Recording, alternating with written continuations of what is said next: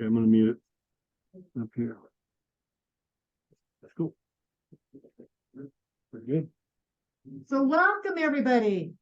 Thank you so much for coming out today. I'm going to try to stay. We have as many people on Zoom today as we have in the room. And so we have a good showing in both places. And Russ, you're going to have to kind of watch because your head drops off if you get too close.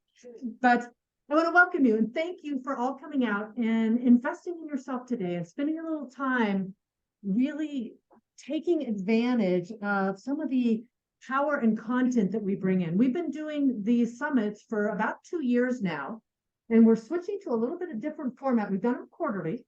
We're switching to a different format where we really just have one guest speaker come in. Russ is joining us actually from Michigan. And so it's really exciting to get the caliber of speakers that we're going to be continuing to have here in Springs on a monthly basis. So my name is Kelly Festerling, and I am truly on a mission to educate and empower agents, realtors, to really create the best life that they can create. And my team and I really help folks to look at all the different things that they can engage in to grow and expand their business and create more business. Now, with the market shift, we've all kind of seen it. You know, according to NAR, with all the realtors we have, 60,000 of them now have dropped out in the first 6 months. That's 2% of the realtors in 6 months have dropped out of this profession. So thank you all for being here and engaging and going the other way with your business. But we have actually one of the best speakers. I've heard Russ talk before. He is truly amazing. You're going to get so much great value. But let me tell you a little bit about him.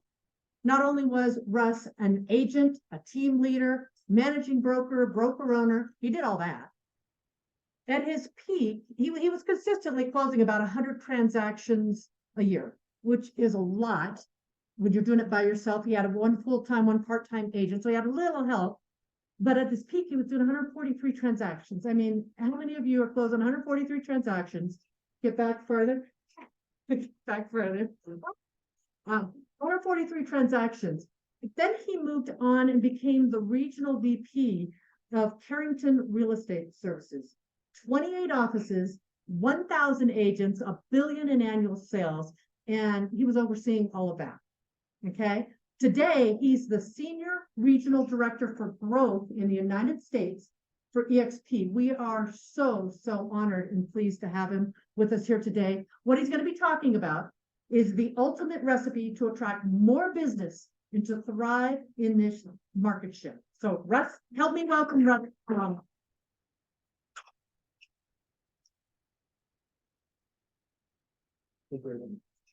All right. Good morning. Good morning. I am already digging being here. This is a great little spot you guys live in. So I get to fly all around the country, and let's be really clear, some places I go suck. I'm like, you people live here? What the heck are you doing here, right? I'm kidding, of course.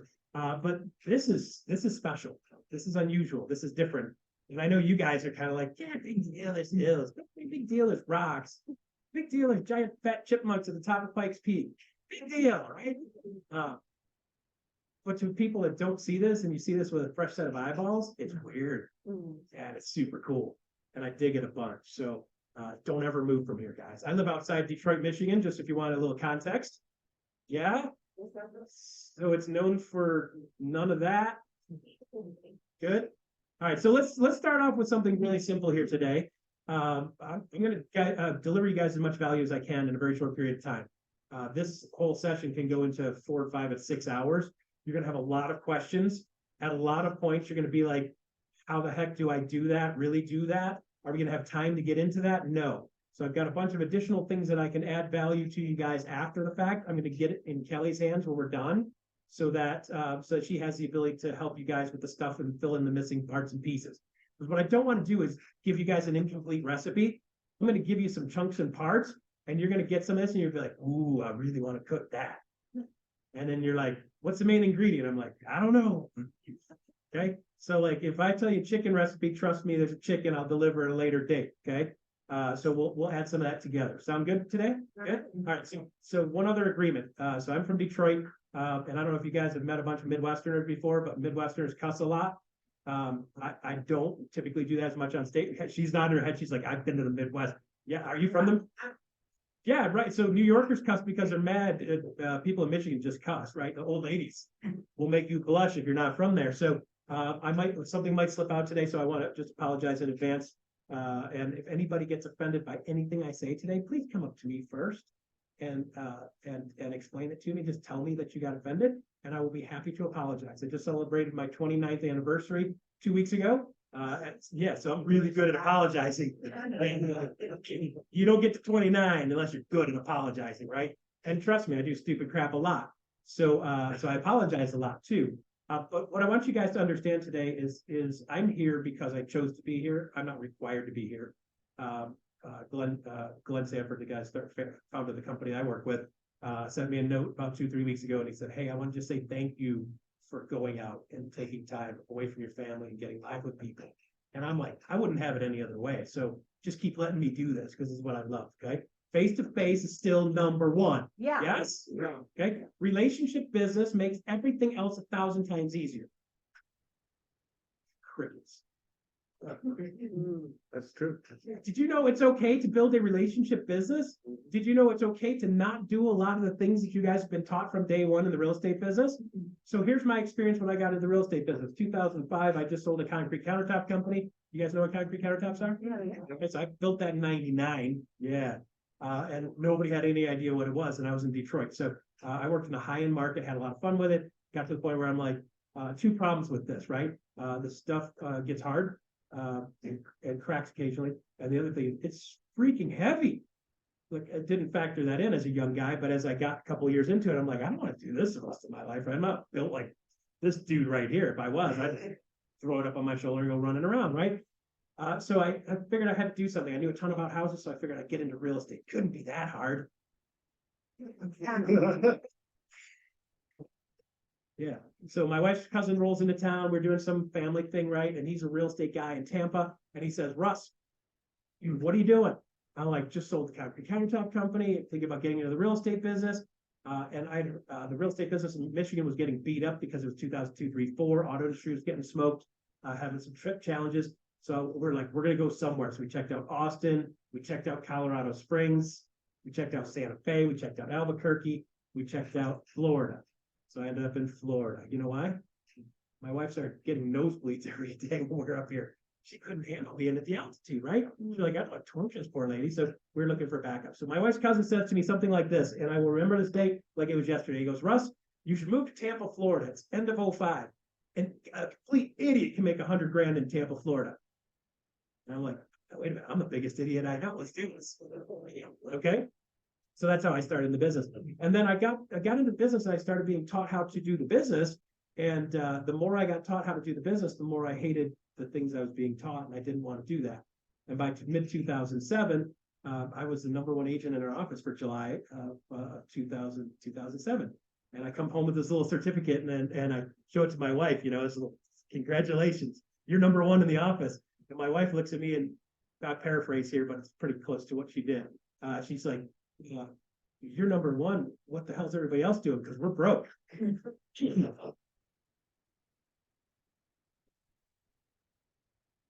Thanks, honey. Keep my feet on the ground. Thank you for that. I appreciate it. Right, but Jesus, what are we doing here? Like I had 2 closings that month, and that was #1 in an office of like 100 agents, right? Because that was tough. It was really tough. So then I started realizing there were things I was doing that I was getting results with. And then I started noticing a trend. And then I started saying, well, shoot, if that works like that, then I should do more of that. And then that worked. And then I started showing another lady in the office, and it started working for her. She had 4 little kids. And then I started showing another person in the office, started working for him, and he was doing better. And then I started showing another person. Next thing you know, I got this little gaggle of people that I met on Wednesdays from 10 to 12. And they started doing the things that I was doing, and they started closing houses. And none of it was spending money, and none of it was doing the stupid crap that we were taught to do that I really didn't want to do. So let me ask you guys straight up, and there's always somebody in the room. Let me ask you straight up. How many of you guys like cold calling? I told you there's always one. There's always one. I did this last week and one, right? The dude closes 700 houses a year, so like I'm not picking on him too much. But yeah, there's some people that like that, right? How many of you like door knocking? Yeah. Okay, so I'm from Detroit, right? You want to see how that goes? Knock, knock, who's there? Are you sure you want to say anything? No, I think I'm good. I was just gonna, I told you I was gonna mow your lawn for free. So I gotta see your lawn, Russ. So like, I'm gonna go buy one and bring it over here and mow your lawn so you don't shoot me. Thank you. You know, so like, yeah, so how many of you guys like calling for sale by owners? Expires? One. Okay, so what do the rest of us do? Because this is what's getting taught over and over and over, and stuff keeps getting taught over and over and over. And I go into a lot of training sessions and they do variations of it to make it less painful, but it's still really the same stuff. So I started figuring out that the people that I was doing business with were the people I was doing things with. The people I was doing business with were the people I was doing things with. So I started doing things more often, more intentionally, and I started getting results that were more intentional and more consistent. And then I started going, wait a minute, if I could do this and get that, then I could do this and get that, and I could do this and get that, right? So we started running the recipe and ran the metrics and ran the math. And it turned out we had a conversion rate that was really, really, really high. Okay, so let's get really clear on what's going on in the market. So I want you guys to understand the metrics on why this is so important that you go this direction. We get a lot of people who are like, just do this. It's like, let me show you why this is way more important to do than some of the other stuff. Okay, so I'm going to give you guys a couple of numbers. 0.25%. So like, how hard can I push before it goes over? Okay, 0.25%, 1%, 10%. Okay, three super important numbers, and here's the reason these numbers are super important. When you look at lead generation and things that are being done online, they typically close around 0.25% in the first 30 days. Okay, you get to 60 and 90, goes up a little bit.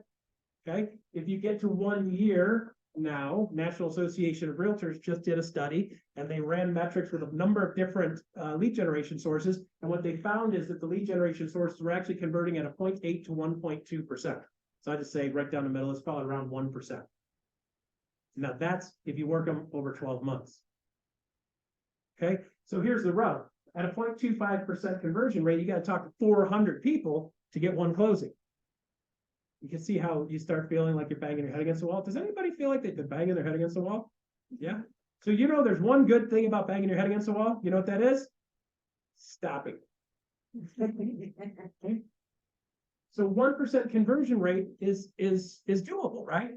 And that's okay. I'm not saying don't do this stuff, but what I am saying is that if you're looking at doing things and working your sphere of influence and building the relationship business, you can get that into the 10% range. I know that because we track it. Okay, so how many of you guys are running about 10% of your sphere of influence? 1, 2, good. Love that. Okay, so this is relationship business. So here's a couple of things that are going to help you guys take your business to the next level. It'll help systematize. And this will help you guys spend more time on the right stuff so that you can have more time to do things you enjoy.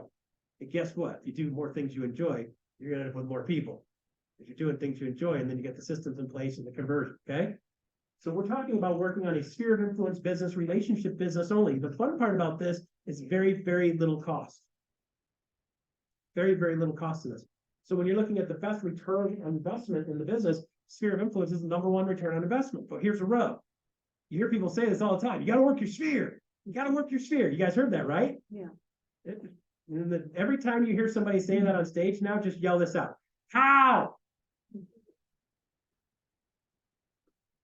Say, well, first thing you got to do is go door knocking. I'm like, no, that's working your sphere.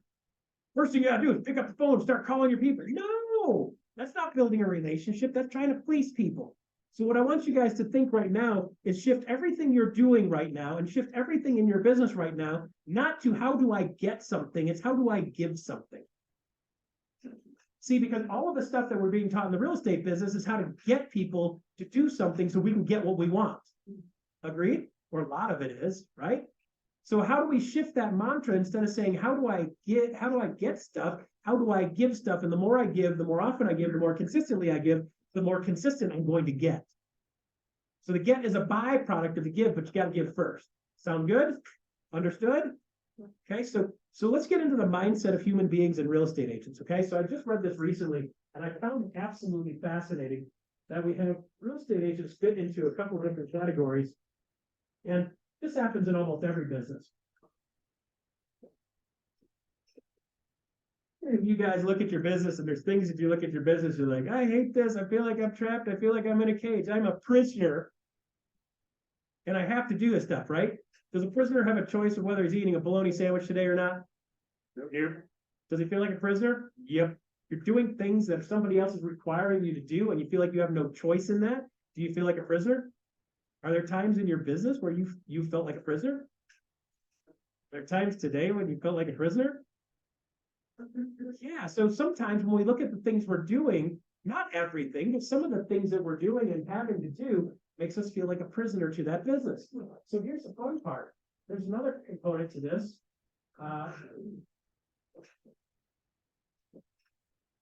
Okay, so mercenary. You guys know what a mercenary is? You pay me, I'll do something for you.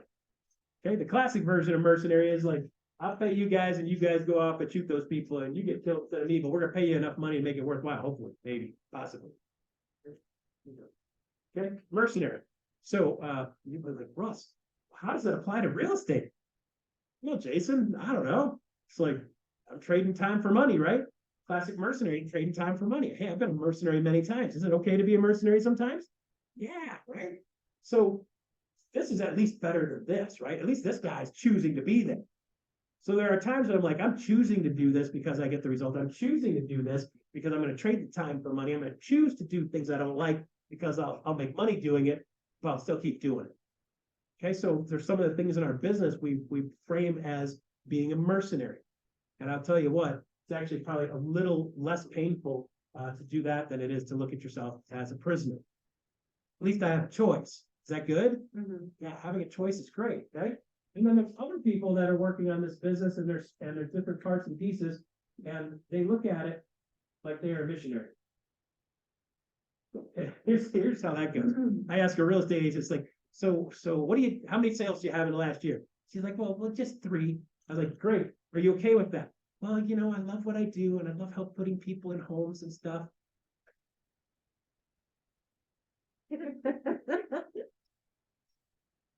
So you love what you do so much, you're willing to accept way less than you originally wanted, but because you're doing good for the higher, greater good, it's okay that you're broke. Yes?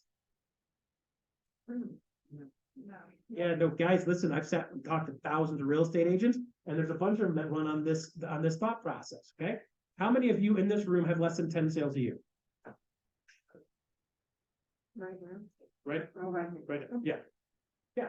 Okay. So was that your goal? Yes, Yeah. To do less than 10 sales? Well, less than 3, actually. okay. So you're an enigma. You're a Bigfoot. I saw you on the side of the road the other day with a bunch of hair. I know that was you. You went to the barber, you cleaned up good, Bigfoot. Okay. Yeah. Here to now. For the average person in here, how many of you got in this business who are like, I'm okay making less than 100 grand a year? One here, one there, right? There are some people, and I've met a couple people who are like, hey, listen, all the money I make is spent extra money.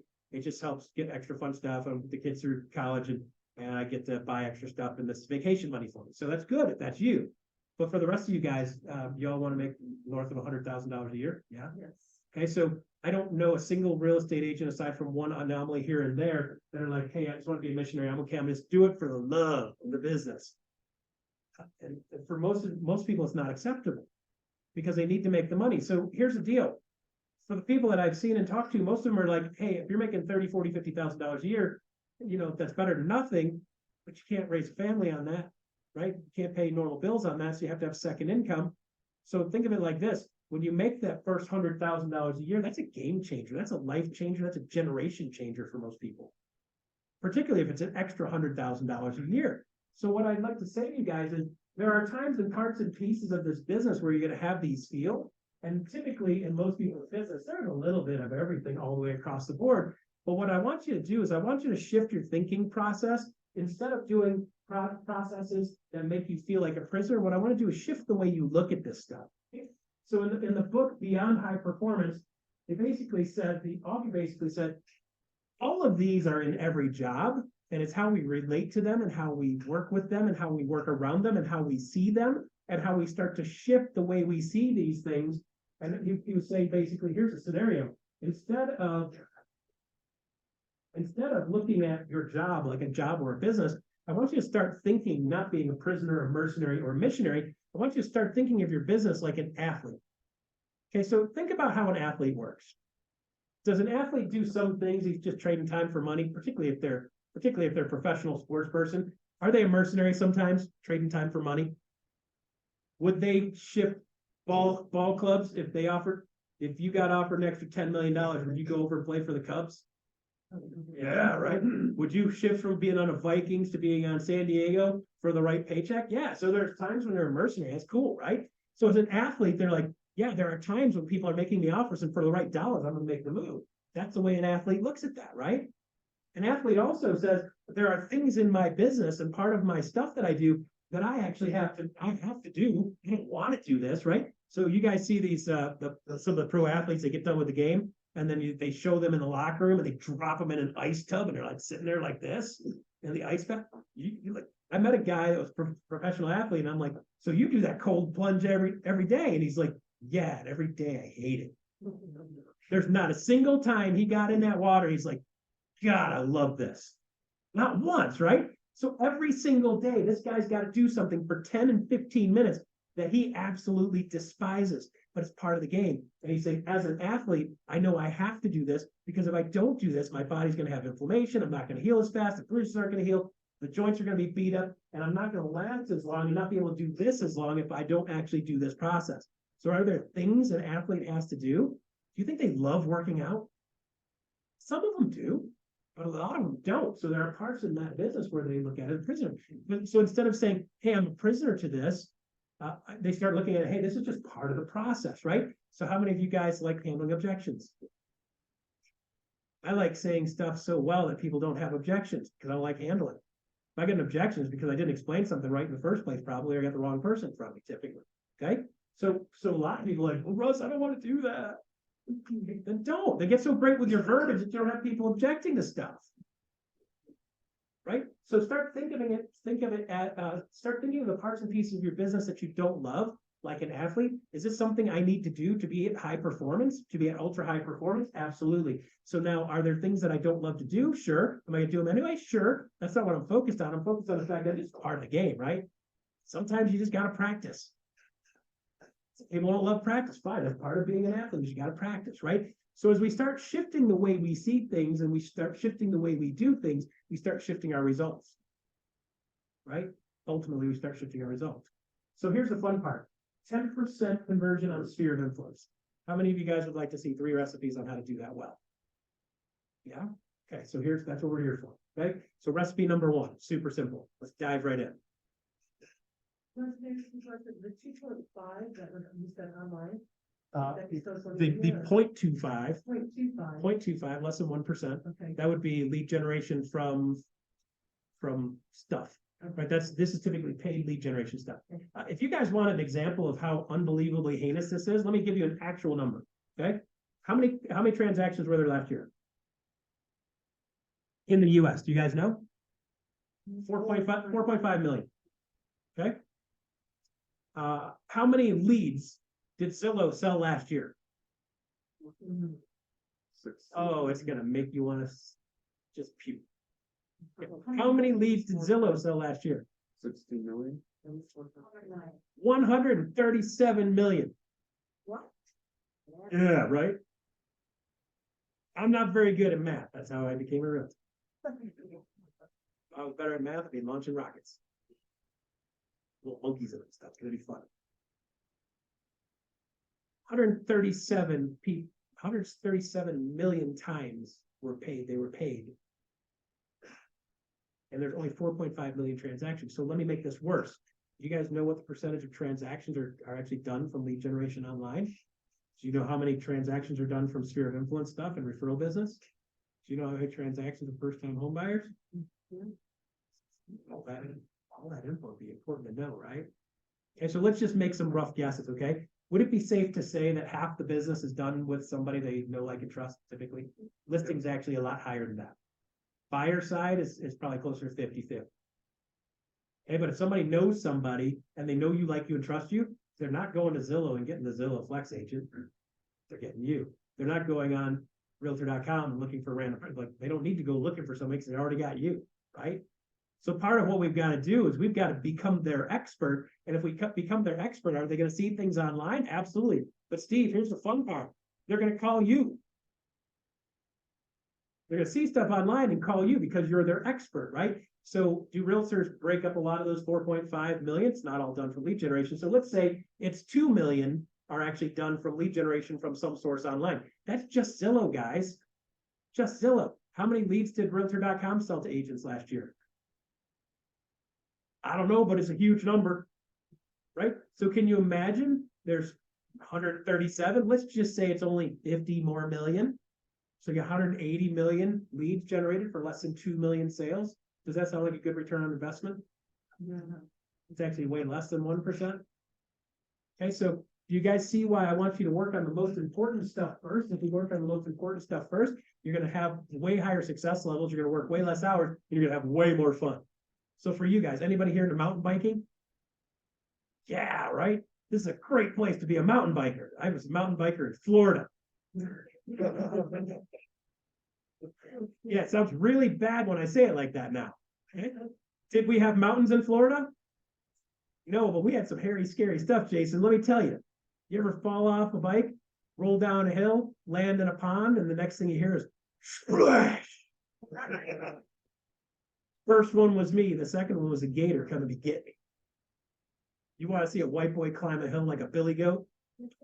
Straight up, nothing but net. Okay. So in Florida, they've got phosphate mines. They dig a bunch of holes out, and then you just basically run in trails through the holes. Some of them can be really nasty. Okay. And the fun part is we got snakes to contend with, a lot of them, and armadillos and wild boars, and of course alligators in every fresh water. So while you might think you're tough, you scare yourself the easy way by going down a big hill. We scare ourselves by going down little hills because the stuff at the bottom can kill you. Okay. Yeah, right. It's pretty neat. Yeah. There's a trail called Big Mama's house. You know why it's called Big Mama's house? That's where Big Mama lives. Guess what? She eats small. Okay. All right. So we've got to reframe what we're doing and rethink what we're doing and go back to thinking about the things that we do consistently. And the more times I do real estate stuff consistently with people I do stuff with consistently, the more consistently I'm going to get business from them. And then that starts to spread. And now I'm doing a referral business. Okay. Good. So here's the fun part, guys. When we're talking about training systems, I built a training system a number of years ago. And it's funny because people are like, well, Russ, what's the first thing you do when you become a real estate agent? Well, Russ, you need to go out and market.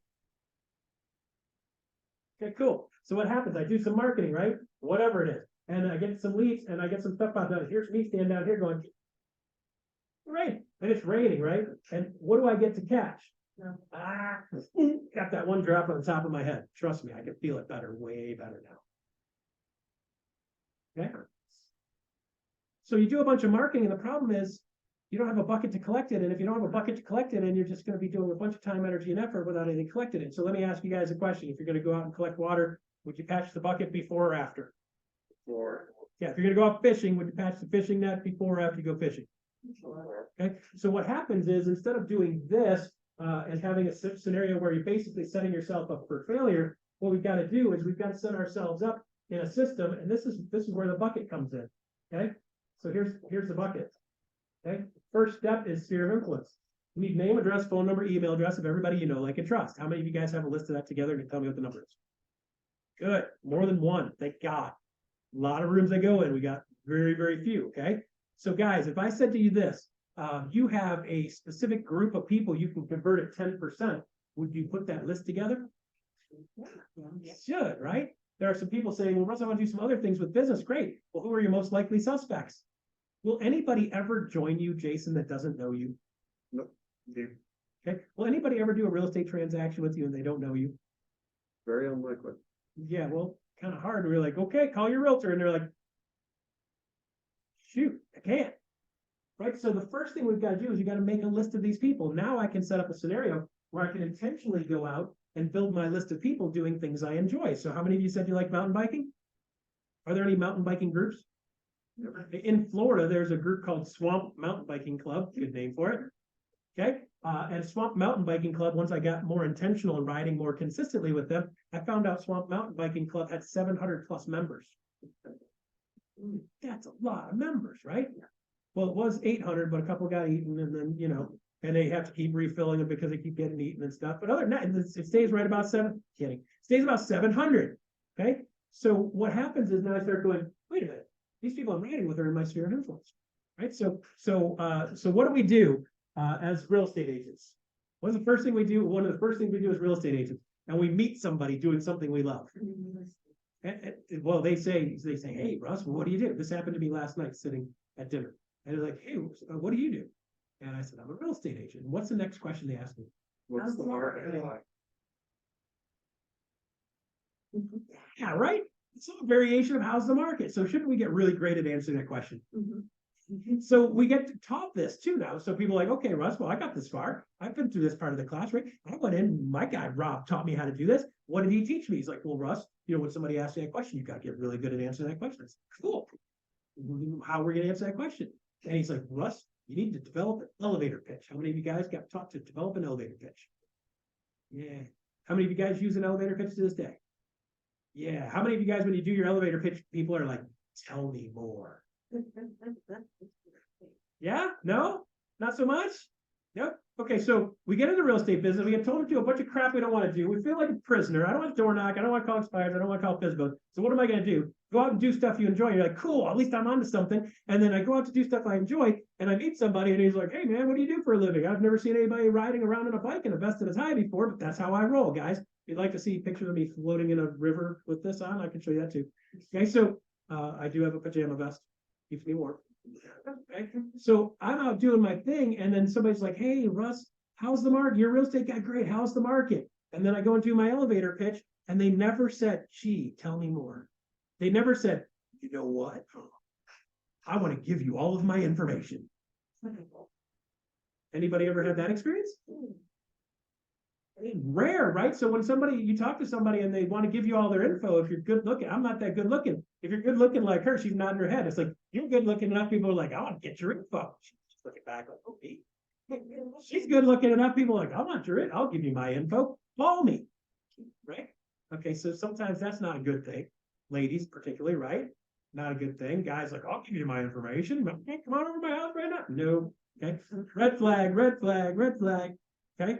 So we've got to start shifting the way we convert this. So guys, I'd like to make a suggestion on how you convert this differently. Good? Ready? Okay, so this is something that works really, really well. You're welcome to try it later today. Go out and do something you enjoy, having fun, ask somebody what they do, and they're going to ask you what you do. You're like, sir. And they say something like, hey, how's the market? And my response now is going to be different. My response is going to be, you know what? Jason, people ask me that question all the time. I do a real estate market update that tells you what's going on. Would you like me to send it to you? Oh, thank you for that. I love it when people actually say it out loud. Oh, yeah, yes, right? A very different way of responding to this. So here's the thing, guys. We got to look at human nature, and human nature is like this. The human asks you a question, and then you do a sales pitch. Do they typically come to you? No, they run. So now if somebody asks me a question and I offer to give them something, are they more likely to come to me? Yeah. Right. So now we've just gone like, how do humans work? Well, instead of me chasing them and them running, and then they finally tire out, and I club them on the back of the head and they fall down, and I'm like, you're gonna die, I'm on house. Right? So instead of doing that process, which is what we're taught, let's have them come to us. Now, here's the fun part. Not only do I have the opportunity to give them something, but I'm giving them something they want. Okay. Then I can reframe this a little bit for them too and say, hey, you know what? If I had an investment that was worth $400,000, a stock that was $400,000, I'd check on it once in a while, wouldn't you? Yeah, that's all this is. So every couple of months or so, take a quick look at it and then just ignore it the rest of the time, right? So I'm going to send it out every month. You don't have to look at it every month. You don't have to unsubscribe from it. 6 months from now, just take a quick look so you know what's going on. Because if the market's crashing and you're thinking about selling in the next year, should you sell now or later? If the market's going up and you're thinking about selling in the next year, should you go now or later? See, you don't know until you have this information. So now you got the information, you can make better decisions. Is that fair? And they go, wow, I like that. I like this guy. That makes sense. That stock thing really makes sense because it is an investment, guys, but people don't see it like a stock. Right? So if I was going to invest $450,000 in a house or in a stock, do you think I'd look at the company a little bit? Yeah. Think I'd do a little research? Look at the trend. Is it going up? Is it going down? Are they doing good stuff? Are they doing bad stuff? Are they more likely to be successful in the future or less successful in the future? Have they done anything stupid lately? Drive the stock down? Have they done anything interesting or something interesting coming up? It's going to drive the stock up? That's the kind of information you want to know, or you want a financial advisor to know so they can tell you. It's like, you need to know the info. You just need to know, yourself. Your financial guy's got it. That's me. I have no idea. I just call my guy. Hey, Ryan, what's going on? He's like, you're good. Good. How do I know you're not lying to me? You're good. Are you sure? Yeah. You're not worth going to jail for. Cool. That makes sense. Okay. So we become that to people when we reframe this instead of me just being another realtor trying to get a sale from them. I'm a realtor trying to educate them. I'm going to keep them up to speed on what's going on. And then if they've got a massive investment, then I'm going to be the guy that's going to make sure that they know whether they're making the right decision or not. Okay. So now I've shifted myself from being a real estate agent to a real estate consultant. You see how we did that? Now here's the fun part. I do a real estate market update every month that tells people what's going on in the market. Do you guys all have one of those? You do every month? 2? Okay, good. So we got a little room for improvement on this. Should you all be doing a real estate market update every month, telling your people what's going on in the market? Yeah, and here's the reason why, because if you're not their expert, guess what? Somebody else is. If somebody else is, who are they going to call when it's time to sell a house? Somebody else. So do you guys all see that don't have a regular market update going out, how it makes it a lot more challenging for you to convert stuff you already have and the people that already know you? So Jason, they already know you. Now they know you as their expert. They see you consistently talking and saying experty stuff out of your pie hole. And then next thing you know, they start thinking you're an expert. And when it's time to do something in the house, they're going to call their expert. Yes? Your people aren't calling Zillow. They're calling you because you're their expert. Do you see how that shifts the way you do business? So now can you see a scenario where you could just say, I'm going to just go out every week and I'm going to add people to my sphere of influence. And every time I add people to my sphere of influence, and I work them long term by adding value, that's step 2. Value with a U. Okay. I'm going to add value. So I build my sphere, I add value, I add to my sphere, and I add value. And if I do this consistently over the next 12 months, I can get my sphere converting at more like 10%. Okay, so let me do a math equation for you guys. Ready? What's the average sales price, median sales price in this market? 440. I'm sorry, what was that? 440. 440? Everybody agree? Plus or minus? You guys don't sound real certain.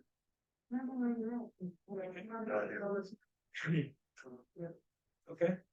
So do you all know your individual market? Exactly what's there? Exactly what the numbers are? Exactly what the metrics are? What's your current supply of homes in your market? Quick. Do you know what the supply of homes is in your median market? Yeah. We have 1.5 months like that. Wow. Okay, good. Do you think anybody needs to know that info? Yeah. Do you think somebody should be telling you that info? Do you think if you put that in a little market update on a monthly basis, somebody'd be like, dang, that's pretty cool. Yeah. I didn't know that. 1.2 to 1.4. So what does that mean? See, here's the next level, right? So we're going to do a real estate market update. We're going to tell them a number. See, because we're real estate experts, right? We got all this experty stuff in our head. We're like, market's at 1.2. Everybody's like, is that good? Is that bad? If I'm not a real estate agent, I don't know. It depends, right? Like, right, if I'm a buyer, is that good? Ew. If you're a seller, is that good? Yes. Maybe. If you have to not buy another house. So could it potentially be bad? Yep. Yeah, right. So now we got all kinds of challenges going on. So now we got to shift in the way we're having conversation. We're saying things to our sphere of influence on a monthly basis that go something more like this. So by the way, in our immediate market, in this little pocket here, right by Garden of the Gods, I think you got to say that more with more authority. Garden of the Gods. That's it, like, right? So, by the Garden of the Gods, we are at a 1.2 month supply of homes within 5 miles of this area. And what that means is, I see a lot of people tell us info, and I see this with mortgage people all the time. They're like, hey, it went up to 6.5. And they're like, did it?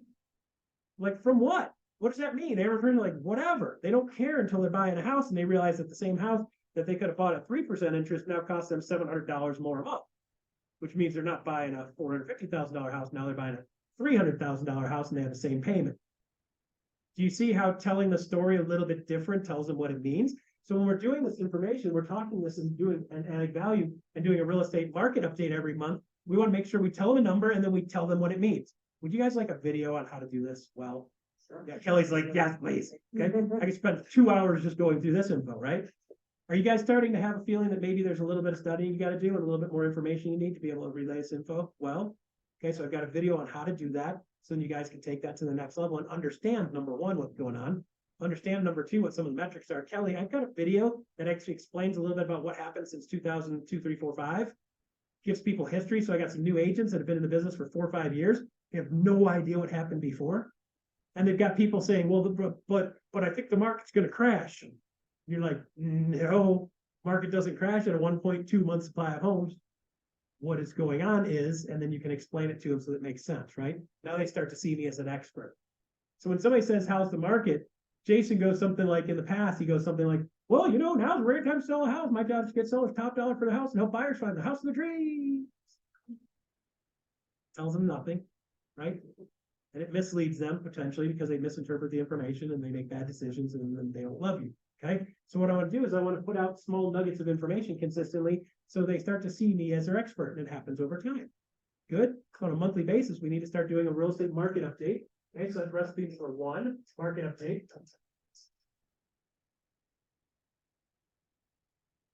And I want to do this in video. How many of you guys love doing video?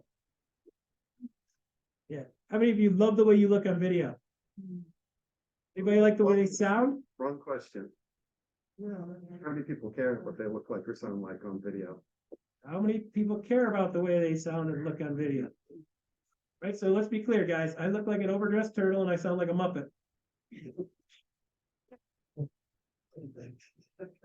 It's not me being cruel. I had a lady come up to me. She's like, you need to be nicer to yourself. I'm like, it's just the way it sounds and looks to me. It's okay. I got over it, right? You see my face all the time, right? Thank God I don't have to look at it. You guys are stuck looking at it the whole time. I can't see my face from here. It's great. Best thing that happened to me. My eyeballs face that way, thank God. Okay? That way's bad, that way's bad, that way's bad, but this way's cool. All right, so what I need to do is I need to make sure that I'm doing this on video, and here's the reason why. And I know this is tough for some of you guys, but you got to do it. I've got a person in northern Michigan. That's like, I asked, what do you consider impossible? And she said something like doing video. So I sent her a video of me saying, that's not impossible. All you do is pick up your phone and start talking at it. Forward facing camera, go. Right? And she's like, I can't, I won't, I'm scared. I'm like, listen, I feel like a overdressed turtle and I sound like a Muppet. So like, I got over it, but you just got to keep doing it. And she's like, fine. I said, okay, so here's a challenge. Do you want to get over this? And her response was yes. So, okay, great. If you want to get over this, in the next 30 minutes, you need to send me a self-facing video, selfie video of you talking to me to say anything, right? Just go outside and say, Russ, I know you like trees, so let me show you one of the trees in my yard. This one's really cool. That's all you got to say. Will you do that? And she's like, oh God, no. 30 minutes later, she sent me a video. So I sent her a video back. Then she sent me another video and I sent her a video back. We've traded this back and forth like 8 or 9 times now, and it's going to continue on going. And what happened is the last video she shot, she's like, Russ, I thought you'd really get a kick out of this because I know you're artsy fartsy. And if you guys see me on Facebook, I'm artsy fartsy. Kind of dress. Okay. So I'm artsy fartsy. I'm fine with it. Okay. So she said, I know you like cool stuff. And I saw this cool piece of art and I thought you'd get a kick out of it. And I was like, yes, that's cool. She's like, by the way, that's the first time I watched the video of myself back and it didn't make me cringe. It only took her 8 videos to get to the point where it didn't make her cringe. That's cool, right? So some of these things, guys, you're going to feel like a person for a little while, and then you're going to get good at it. And you're going to feel like a mercenary because you're like, this stuff's converted to cash. I'm going to do more of this. But you got to start getting into video. Do you know how many real estate agents are doing video consistently on a regular basis? Do you know what the percentage is? 2%? Somewhere around 5. Okay, did you guys know if you go onto Google and search for something, usually the top search results are small videos that come back? Yep. And everything else gets pushed to the bottom. Why is that? Because when people go on searching for something and then they click on something, then Google goes, oh, they searched for that and they clicked on that. That must mean those two, that's what they're wanting to see. And then they do that over and over and over and they call it a what? Algorithm. An algorithm, right? So the people have told Google what they want to see. The people have told YouTube what they want to see. So what happens is you go on Google and you type in something and a bunch of YouTube videos pop up because people would rather see you with your pie hole explaining for 30 seconds what's going on than read something, okay? So when people are producing these written market updates, not the worst thing you can do, but it doesn't convert nearly as close to you need to at 10%. It converts way below that. And the reason it converts way below that is because it's not them seeing you and your expert face saying experty things. I want them to tie you with the information. Can you be telling somebody else's info? Yeah, you can take my market update and you can say, hey, I saw this guy, Russ, real estate dude, talking about real estate market update. And what he said was within 5 miles of Garden of the Gods, we've got 1.2 month supply of homes. And what that means to you is if you're thinking about selling, you can sell a house for top dollar, it'll go really fast, you have multiple offers. The challenge right now is that person, they still need to find a house. You need a real estate agent that really knows what they're doing, so you don't end up homeless. So if you're thinking about doing something, don't hesitate to reach out to me. Is that a good market update? Tell them a piece of information, tells them what it means, and then it ties to them what they might want to be doing. See, a lot of people are like, are you thinking about buying or selling a house? None of your business. They don't want to tell you, right? But when they hear that, they're like, wait a minute, do I need to know more about this? By the way, if you guys don't know this stuff and your real estate agent isn't telling you this stuff, you need to find a real estate agent that will. Now you can have, well, my sister's an agent. My sister's not telling me any of that stuff. I want to do business with you because my sister's not telling me that info, and I want an expert helping me do this so I don't end up homeless. Now you see how we can shift the conversation by doing a good real estate market update. Okay, are you guys hearing that real estate is becoming more hyper local? Yeah, so we need to do a hyper local real estate market update, and then we need to do an area real estate market update. The fun part is when you're pulling the information for local and area, you're going to have all the information for both of them, so you might as well just do 2 videos out of the same info. Saves you some time, right? So now you're getting more results and more stuff that you can produce, okay? So I'm gonna do a short video. I'm gonna post this video in social. Okay, I'm also going to drop this video on YouTube. Okay, and then I'm going to also set this thing up where I can actually do a mail version. You might be like, Russ, how are you gonna mail a video? You're not. Okay, we're gonna do a written version of this market update, and you're gonna send it to people snail mail. Say, first things first is you're gonna do video. I do a hyper local and then an area, and here's the reason why. Hyper local, people want hyper local. You're within this area, they want to know you're dealing with a specialist. Okay, but do people move from that area outside of the area? Do people move from here to Pueblo? Yeah. Do people move from Garden of the Gods to the east side? Sure. People move from the south to the north? Sure. So I want to do my my local, but I also want to do the area so that people know whether they're moving anywhere in town, I can handle it, but I happen to be a specialist here. Sound fair? Good? Okay, would you guys like a video about that? How to do that? Okay, I'll send that to Kelly too, so you guys can watch that. A lot of details here. You're like, well, Russ, what info do I tell them? It's in the video. Good? Okay, so here's a fun one, guys. You guys know how, particularly how Facebook works, but most social. When you're doing this video, you're going to load this video up, and you're also going to load it up on YouTube. 2 reasons why. Number 1, you can't email them social, but you can email them the link to your YouTube. Pretty cool, right? So here's the thing, guys. You don't want to put your YouTube link in Facebook. Do you know why? Because YouTube is another rabbit hole, and Facebook wants you in their rabbit hole. Okay, so what happens is you go on Facebook, and then you click on the link, and it drags you over to YouTube, and Facebook's like, I'm not going to promote that nearly as much as I'm going to promote something that is direct.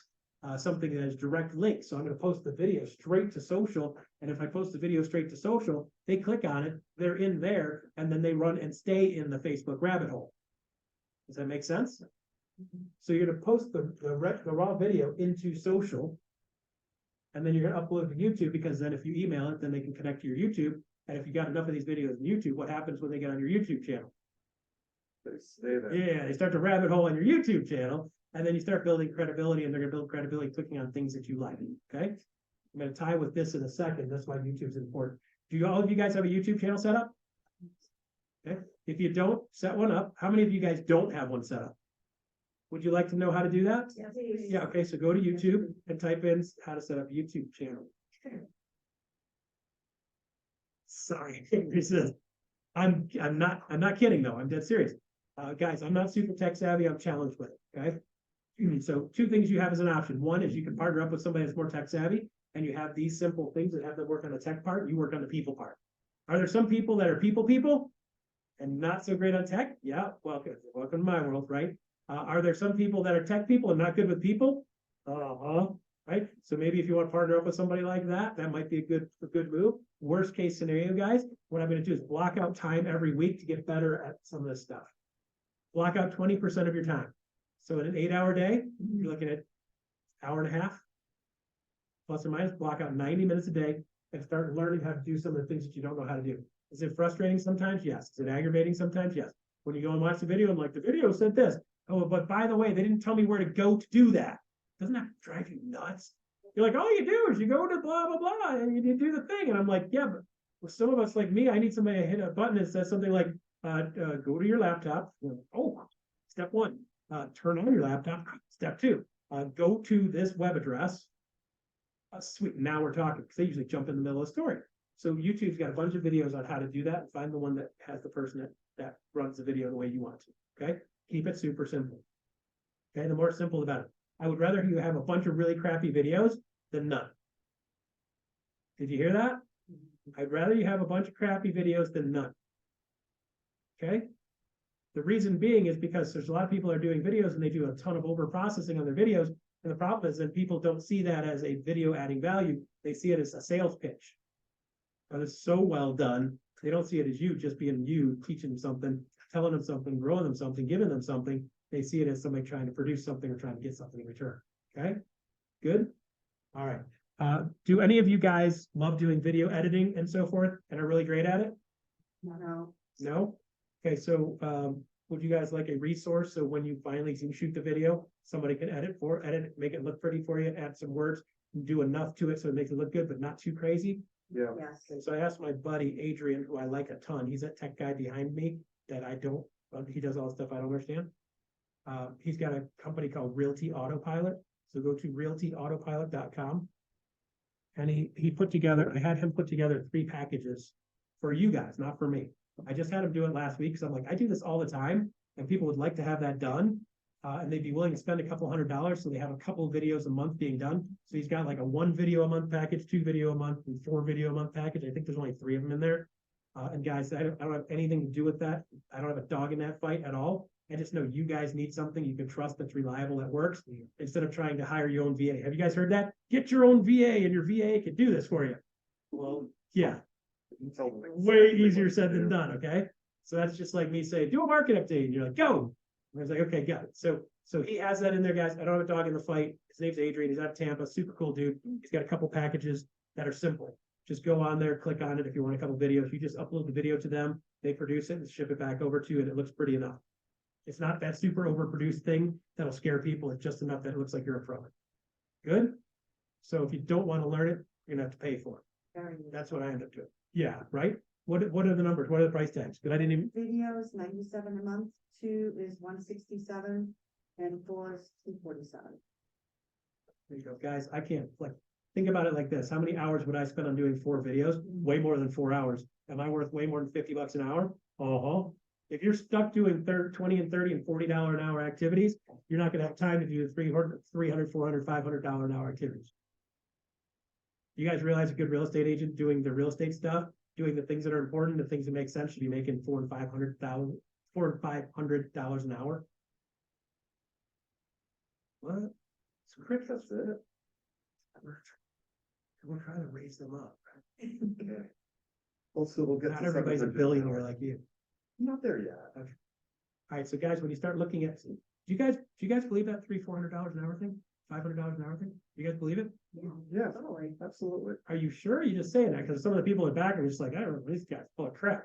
How Do you about guys some- know what you should be making per hour as a real estate agent? Yeah? So how many of you guys are making that? Yeah, not so much, right? Okay, so with that said, let's do the math backwards. Let's do a typical listing. I want you guys to believe this so at such a strong level that you can't walk out here without that. I want your belief to be so strong you're gonna run into a brick wall later because you're so happy. Okay? Let's talk about typical listing. How long does it take to prepare for a listing? 2 hours. 2 hours. How long does it take you to drive there? 1. How long does it take you to walk through the listing appointment conversation? 1. Let's say 2 hours, right? How long does it take you to drive back home? 1. You put in the information, you got the listing, you're gonna do the MLS, you're gonna do the input, you're gonna do the marketing parts, pieces and stuff, so forth and so on to get the thing rolling. Say maybe 3 hours total if you're slow. Okay, you're gonna call your photographer, get the photographer out there, and then you gotta drive back out there again, and you gotta drive back home. Okay, so there's 3 more hours. What else? You get an offer, you got a couple showings, you got another hour worth of little doodling back and forth on this, that, and the other thing. Yes? You're negotiating contract. Let's say you go back and forth and back and forth and back and forth, total time 2 hours. 2 Right. open houses. 2 open, well, if it's selling fast, you barely get an open house these days in some markets, but okay. So 2 open houses. So what, that's 6 hours for you guys? Yeah. Okay, anything else we're missing? You gotta go to closing, right? So there's 2 hours. Walk through. To walk through one. Inspection. Inspections, okay, so you're gonna have 4 hours for inspections, yes, plus or minus? Anything else? Just spend less time. You gotta show the in-laws. Meet the appraiser. Another, okay, meet the appraiser, okay? So we got 2, 3, 4, 5, 6, 7, 8, 9, 10, 11, 12, 13, 14, 15. 15 plus 6, 21, 22, 23, 24, 29, 30, 31. I got 31 actual man hours, right? What did you guys say the median sales price was here? 400 something? Okay, so let's just say 400 round down. Okay, typical commission here, 2.5 or 3? 3. Okay, so your gross commission is 12K. 3 times 4, 12, yeah, 12,000 plus or minus, typical commission here, yes? Okay, so, somebody grab your calculator. Okay. I'm sorry, what? You mean $12,000? $12,000 divided by 31. $387 an hour on the listing money making activities. Huh, guys, this is high. It's on the high side. Okay, so it's typically around $400 to $500 an hour when we run the math almost all over the country. So $387. So should you be spending $50 an hour to get a video done so you can free yourself up for $387? Well, when you don't have any money, no.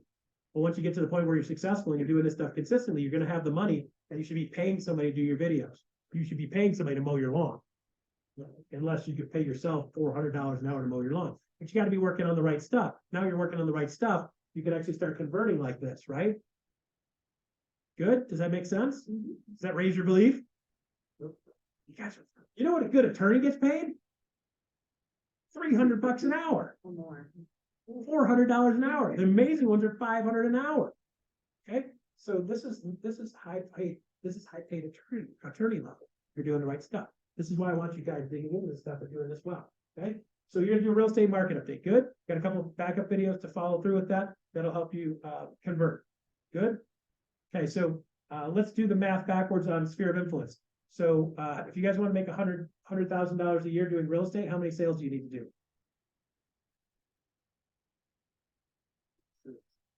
10 sales would be 120. By the time you pay taxes, you'd be net 100. So if you get 10 sales a year, you're net 100. Is that good? Okay, so for you, those of you saying, hey, I want to make more than 100, I have one smooth closing every month. So how many people in our sphere of influence do we have to get to $100,000 or over 100,000 or 12 smooth closings every year? 120 people in your sphere of influence. Yeah, right? 10%, right? So if your sphere of influence is converting at less than 10%, what do you need to do? Either add more value consistently over time or add more people. So if you're converting at 5%, no big deal. You gotta have 240 people. How many of you guys can have 240 people in your sphere? Super easy, right? So when I start forcing people to write down their list, name, address, phone number, email address, typically they come up with between 180 and 220. Good. Okay, so do you see how the system works? All right, so let's go into the next part of the piece, recipe number 2. I think that's good. All right. Okay, recipe number 2. What do we sell? Real estate. What do we sell? Dreams. Say yourself. Value. Yourself. Sell yourself? I think that's a different job. If I was pretty like you, maybe, yeah, but no, yeah, no, I'm not pretty enough for that. Okay. Yeah, so we sell houses, right? Yeah. Okay, so if we sell houses, do you guys have all the houses that are beautiful and perfect? No. Do you guys sell houses that are kind of screwed up? Yep. Yeah, so when you go in and do an inspection, what happens? They come back with stuff, right? Yeah, so if we are dealing with houses and the houses aren't that great all the time, recipe number 2 is contractor list. So real estate agents should have a contractor list of preferred contractors, and here's the reason why. When I'm in a listing appointment, how do I stand out with my sellers? Okay, Mr. and Mrs. Seller, one of the things I do as a real estate agent is we believe in kind of building a white glove style of doing business. And one of the things I know for a fact is that your house isn't perfect, no offense, but neither is mine. So what's gonna happen is a couple of things. Number one is there's gonna be some things that you know about on your house that you're gonna wanna fix before you actually go live in the MLS. I've got a preferred contractor list, so I can make some recommendations to help you with that to make it easier if you'd like. Secondly, I know when the house goes under contract and we get this thing sold for over full price, they're gonna probably wanna do an inspection. And if they do an inspection, they're gonna find some other stuff wrong with your house. And then what? Gonna need to get fixed. You got two options. They could take it or leave it, right? So if you get in a position where you might be able to fix some things and get way more money for the house, you might want to do that, and I'll help advise you. And I've got a list of people that can help you do that. There's going to be some things I don't want to fix because if I put that kind of money into it, I'm not going to get the return on investment. But there's some things I'm going to want to fix because there's a little caulk. So every house is going to be there's caulk around the tub that needs to be touched up, right? You got that one stupid wonky window that has a balancer that's busted in it at every house, maybe 2 or 3. They're super simple, fix and cheap. You've got that carpet that looks a little bit, like you got a dog. Yeah, it's cool. I got a dog, and I saw your dog scooting across the floor the other day. That happens at my house too. So you might want to, on that carpet, maybe get that cleaned up, right? So what happens is the carpet's going to cost you $2,500 to replace, but the buyer's going to be like, well, I want $5,000 off on the house. So is it worth spending $2,500 on the carpet to save $5,000 on the negotiation?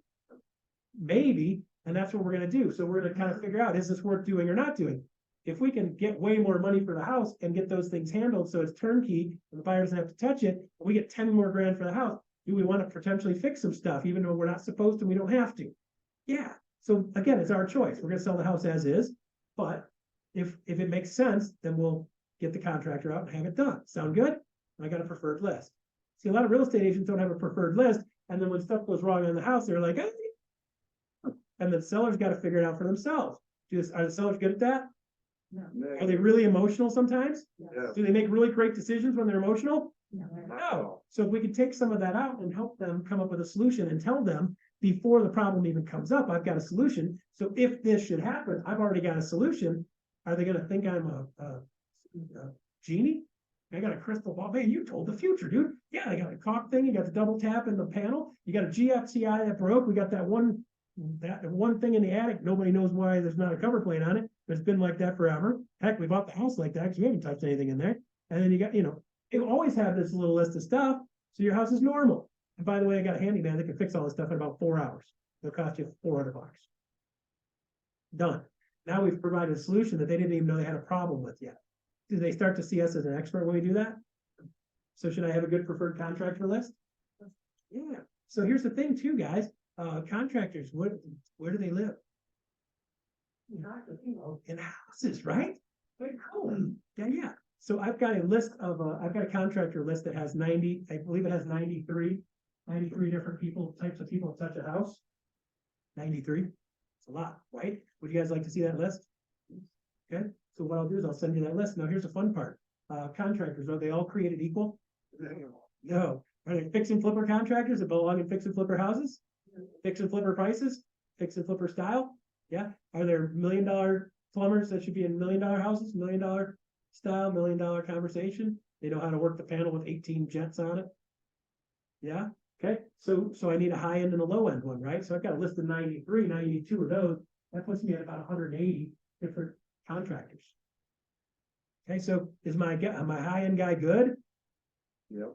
Better be. Is my low end fix and flipper guy good? Yeah. So are they busy? Absolutely. So do I need a backup for each one of them? Sure. So now I've got 360 just different contractors that I can have and build into my sphere of influence, build into my contractor list. And you might be like, wow, that's a lot, Russ. So here's what I want you to do. Simple recipe. Go on your favorite social media. You say, hey, I'm Russ, the real estate dude. I'm building out a preferred contractor list because I find that pretty much everybody has stuff wrong in a house.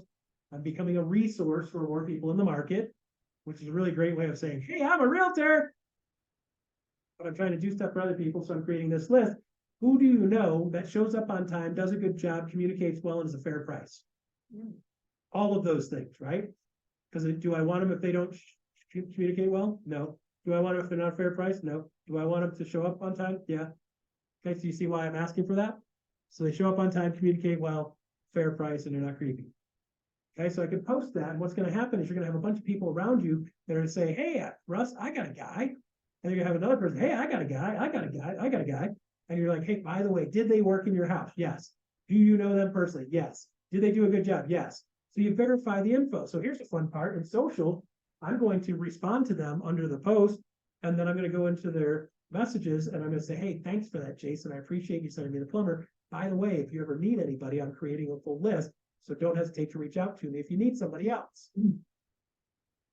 And then they're going to be like, oh man, thanks. By the way, I'm going to send you also a copy of my real estate market update so you know what's going on in the market. If you ever see anything different, let me know. So now I've not only added a contractor to my contractor list, but I've also added somebody to my sphere of influence, and I'm also adding my market update to them. So now when I get a contractor, I'm going to send a note out to the contractor. I'll be like, hey, I'm Russ, real estate dude. So-and-so said you did a good job. You're a fair price. You showed up on time. And you weren't creepy. I wanted to put you in my preferred contractor list. I just want to know if that's okay with you. Please call me back at this. And you've got to do it like that, guys. Just block out 90 minutes, do the post, and then anybody responds to the post, block out 90 minutes 2 or 3 times a week, and then do the follow-up calls to the contractors. Couple reasons why. Number one, I want them to hear me say, I'm Russ the Realtor, and I'm trying to drive you business. Some of those people going to want to do business with me? Are all those contractors going to need my real estate market update? Yeah, because that person that got their carpet replaced before they called me to do the house, that carpet guy knows that somebody's selling their house before the people even told me. This is what we call upstream modeling. People that know somebody's going to sell their house before I know are going to be in the door and say, hey, by the way, do you know Russ, the real estate dude? Oh, no, I don't know Russ, the real estate dude. Let me have Russ, the real estate dude, reach out to you. Now your contractors can become a referral resource. And you can add 360 of them to your sphere of influence. So for some of you guys, I want you out doing more stuff that you love. For some of you guys, if you can't get out as much and you don't have the time to get out as much, what you need to do is build a contractor list. Contractor list doesn't convert at 10%. But you can do a really good job with it and convert it at more like 5. Okay, so this converts it more like 5%. By the way, this is tried, true, and measured over the years with other people, guys. That's 18 sales from your sphere of influence of contractors. So is it worth building out a contractor list? Yeah. So let me go a different direction with it. Contractor list. I'm working with a buyer. Anybody ever worked with a buyer? By the way, Mr. and Mrs. Buyer, one of the reasons why a lot of people continue to work with me as a real estate agent and next level service is I have a contractor list of preferred contractors, and here's what's going to happen. We're going to go in and look at houses, and by the way, none of those houses are perfect.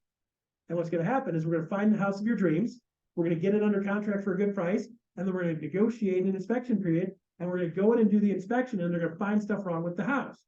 We're going to probably be buying the house as is, which is normal. Is that what you guys do here too all the time now? Yeah. As is, Florida's all as is, Michigan's all as is. Okay, they're going to buy it as is, but we're going to find things wrong with the house. They're going to find a double tap in the panel. They're going to find a couple of GFCIs that died of old age, because they die about every 10 years, by the way. They're built that way on purpose.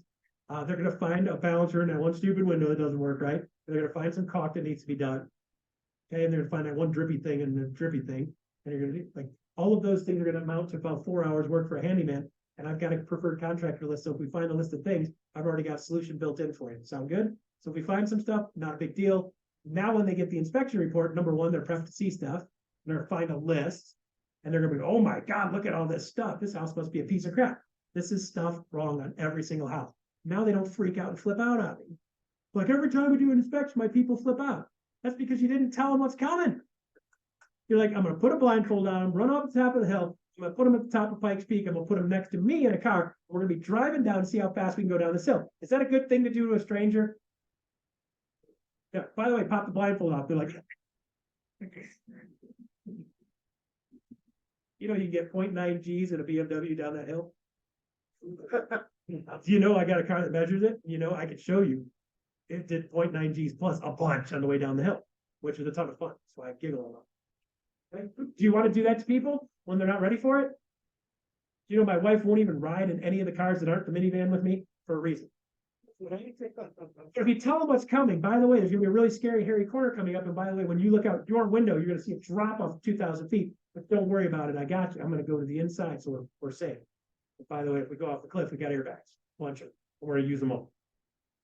Put your seatbelt on. Here we go. Is that a little easier? Yeah. They can still be surprised. Still a little bit weird, yes. But they know what's coming. It doesn't completely get them screaming and their brain shuts off.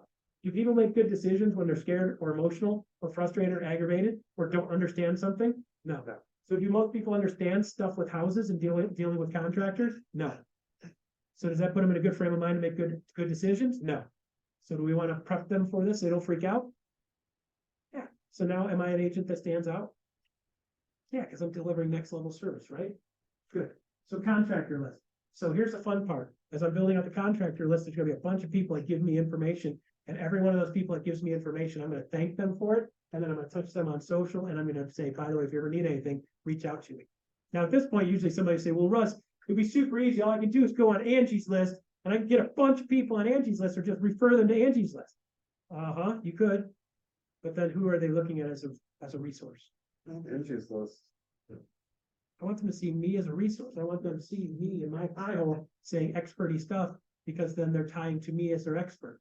Do you see how these are things you guys should be doing on a normal basis? This is not revolutionary. It's not like, what is the most compelling thing? I've never thought of that before. A lot of people are like, you know what? I didn't ever think of that. So this is something we got to be doing anyway, because it helps us with listings. It helps on the other side. By the way, when I'm out and about and I'm talking to somebody, I'm like, hey, by the way, just so you know, I've got a preferred contractor list. If you ever have anything go wrong on your house, let me know. So when somebody says, how's the market? I'm like, by the way, I got a market update. Yeah, no, also I have a preferred contractor list. So if you ever have anything break on your house, just let me know. I probably got somebody that's good. And they're like, well, just give me the list. Well, I don't just hand off the list, and here's the reason why. Sometimes I get feedback that says, hey, you know that plumber? Yeah, he needs to pull his pants up. Yeah. Yeah, no. So we've like butt crack plumbing. No, they're off the list, right? So I'm gonna get pants pulled up plumbing, right? And I get a new person. So that list is constantly changing, right? Am I gonna constantly add people to the contractor list? Yeah. Butt crack plumbing's still gonna get my market update video because he still lives in a house. And if he keeps doing a horrible job, he's gonna need to sell his house. Because he's gonna go out of business because he won't pull his damn pants up. So we got to make sure we're doing the things that put us in a position to be successful. So all of them keep growing. So guys, think of it like this: unlimited closings. Unlimited closings, right? You're going to do the simple stuff. You're going to find out what your conversion rate is. Now you have a way to metric your business. And I know if I add 10 more people, I can get one more sale in next year. If I add 100, I can add 10 more sales in a year. If I have 360 contractors to my list, I can add 18 sales in a year. How many sales do you guys want to do? You want to do 1,000, right? My best year closing was 143 closed. Me, one full-time, one part-time person. Not a bad year, right? So how many closings do you guys want to do? You want to do 1,000? Fine. You need 10,000 people in your system, and you're gonna need some more people than just one. Okay, but for a lot of you guys, just getting to that first 10 consistently, knowing where your money's coming from, so you're not freaked out, getting to the point where you have 20 a year consistently, and you know where it's coming from, and you know you can consistently reproduce that. So next year, I say to you, how many sales are you gonna do in the next year? You're like, well, I have 300 people in my sphere of influence. I'm only converting at about 8%. Okay, 8 times 3, 24. So you're gonna be about 24 sales in the next year based on your current conversion rate, right? So can we add more value? Yes. Add more people? Yes. And do more, I say quality over quantity, guys. So here's the thing. The typical way real estate agents do business is like this, okay? Here's me, okay? And I have this giant sphere of influence, this giant pile of people to get a small amount of sales, right? What I'm talking about is doing this, guys. You tell me which one's better.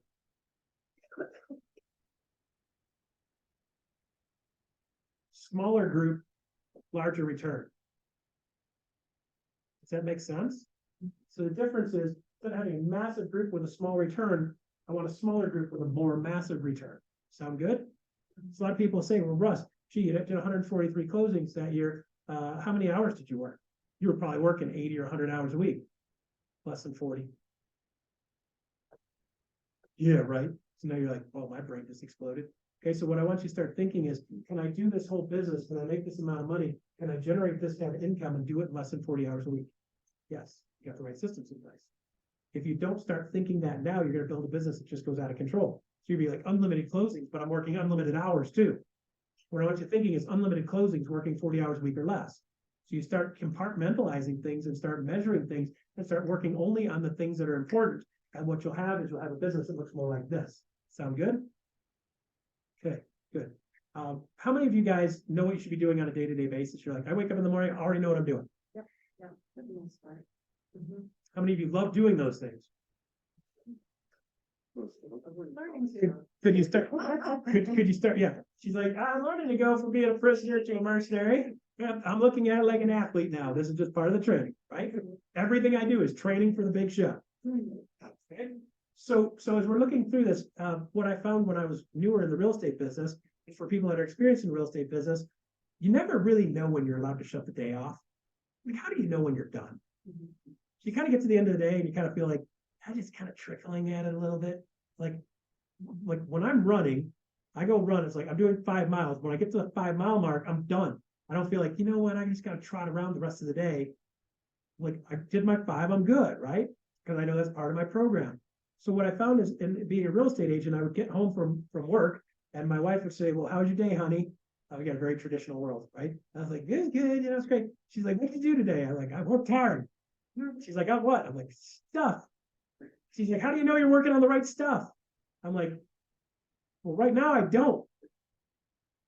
So I was like, okay, so really, what am I working on? So when I started tracking, it's like, what am I working on? So I started writing down everything I was working on. I thought, you know what? I started to draw a correlation between the stuff I was working on and stuff that actually made me money. The stuff that I was working on that was this stuff. When I did more of that, I made more money and I had more closings. And it just kept growing and growing and growing. And then I got to the point where I was only doing that stuff and I was making way more money and I was farming out the stuff with my full-time, one part-time person. All the stuff that wasn't $400 and $500 an hour, I was pushing off to them. Now I don't have to work as many hours and I'm working on mostly money-making activities. So then I thought, you know what, for me, when I got that first person that was working with me and she's like, well, what do you do? And I'm like, I do stuff. So we started listing, what is that stuff? And I started making a list and I started realizing there's a lot of stuff on this list that's crap. So like, why don't I give myself a point system like Jenny Craig, right? I'm gonna give my Weight Watchers, I'll give my point system for the things I'm doing on a weekly basis so that that I know when I can stop. I know when I have enough points. So I started putting points and assessing points to this, and I had a little list. I said, if I get X amount of points and X amount of points in a day, I'm good, I'm done. Now mentally, I know I'm done for the day. Now can I go out and do more fun stuff and go mountain biking with Jason? Yeah, right. And then I'm out mountain biking with Jason, and this guy comes over. He's like, "Hey man, you're really fast on that bike." Never said anybody. And what do you do for a living? I'm like, I'm a realtor. And he's like, how's it? I'm like, glad you asked. Boom. And this was happening accidentally, out having fun. But I knew I had my day done, so I could go ride my bike without feeling like I should be back at the office working. Because I know if I kept doing this stuff, I was adding people to my sphere. If I had somebody in my sphere, I gave myself 10 points. So while I'm not goofing off, I got 10 points for that. And if I did that intentionally 5 times a week, I got 5 people I added to my sphere every week. That's 50 points. So I started figuring about 30 points a day, 150 points a week was about an $80,000 to $100,000 income. We tracked it. So I built this little tracking sheet called 30 Points to Success. So I knew I was tracking the things I was supposed to be doing. And at the end of the day, I knew when I got to 30 points, I was done. And then I accidentally bumped into more points and I ended up with 40 and 50 all the time because I had 40 and 50 because I was out doing things I enjoyed. But I didn't do it because I had to. I did it because I was having fun and I knew my day was done. So at what point when you're not bringing home a check, do you look at your wife, you're like, I worked hard enough. And she's like, yeah, but you didn't get paid. 3 months of that, and I'm coming home and she's like, what'd you do today? She wasn't asking me what I was doing today. She wanted to know whether we're gonna get paid or not. Yeah. Not mad at her. She was right, because I was like, I didn't want her to get paid either. She's like, you're doing all this stuff, but you still haven't gotten paid. So I started tying the stuff I was doing to the getting paid stuff. So I made a little list. So I got money-making activities. I'm gonna do these things consistently, and I know if I do these things consistently, my business will take off. Good? Very So I built good. a little tracking sheet for that. Would anybody benefit from that? Yeah. Yeah, because at the end of the day, I just did my points and I went home and I said to my wife, she goes, how was your day today? I said, I got 45 points. And she's like, sweet. Nice job. So I'd come home on Wednesday and she's like, how many points you got? Now we had a language we could speak. So she knew I was doing my job. So I don't know about you guys, but in a spouse relationship or with a person's significant other, easy for me to say, significant other, it was important for her to know we had a way to communicate about this instead of being frustrated all the time. If she's frustrated, she doesn't know what I'm doing. Doesn't make any sense to her at all. She grew up in a family where they go 9 to 5 and they come home and every 2 weeks they get a paycheck. I go 3, 4, 5, 6 months and I didn't have a paycheck and we're like, oh crap. So how do I know I'm actually doing something and not just driving out in my car dressed like this and going to the movie theater all day? How do we know that? Because I didn't have enough money to pay for tickets at the movie theater. That's how we know. Okay, so I got that tracking sheet. Would you guys like to see that tracking sheet? Yeah. Please. Hold on a second. I'm super digital. You guys will love this. Sorry, I went off camera there, but I think the camera's dead anyway. All right, so you guys, I told you I'm super low tech, right? So let me show you my tracking sheet. I'll show you my tracking sheet. You guys can watch this too. Okay, here's my tracking sheet. super low tech, right? Okay, so this is called 30 points to success, and one here is got a 1 point system. You get 1 point for a mailer, 2 points for a phone call, 5 points for face-to-face, 10 points for a listing appointment, buyer showings, 10 points, networking event, adding somebody to my spheres, 10 points. Cool. Contract written and accepted, 20 points. Okay, and then you can drop some other in here. You'll notice typing on your computer's not on there. Okay, so what I do is Monday through Friday, I write a number in here. And here's the thing, that guys, I don't know about you guys, some of you guys would say, hey, I can do that on electronic, great. But I'll tell you, doing this manually is super, super, super huge. Because two things. Number one, when you put it in the real world, it's in the real world. Secondly, you got this reminder in front of you. Thirdly, there's something to put that number in there. When you put that number in there and it's north of 30 every day, you start to feel good. You start to feel like you did your job. You also start to feel like I'm at the end of my day and I'm done for the day. Now everything else is crazy. Yes. So what do you give yourself when you make a certain amount of points? Paycheck. Where Freaking paycheck. Hey, I can come to remote self. You can? Sure. I drink a lot. For every 30-point day, I get a bottle of wine. Oh wait, for every 30-point day I don't, I'm like, I still can bottle. No. I don't have a drinking problem. There's just not enough hours in the day for the amount I like to drink. I have a time problem. You don't reward yourself. Yes, I do. Where do you think I got this snazzy vest from? Well, so maybe, right? Maybe if I earned it, but the reward for me isn't to find something to bribe myself into doing the right thing, right? Because we get these children that come up in the world, and I'm not going to pick on parents right now because I'm not a parent, but I've seen a lot of weird stuff going on these days. And if you have to reward your kid for everything they do, then they expect a reward for everything they do, and they start to expect a reward for the things they don't do. So don't give yourself a participation trophy. But what I would say is she's like, put her through. Listen, so I don't know. So you tell me what's important to you.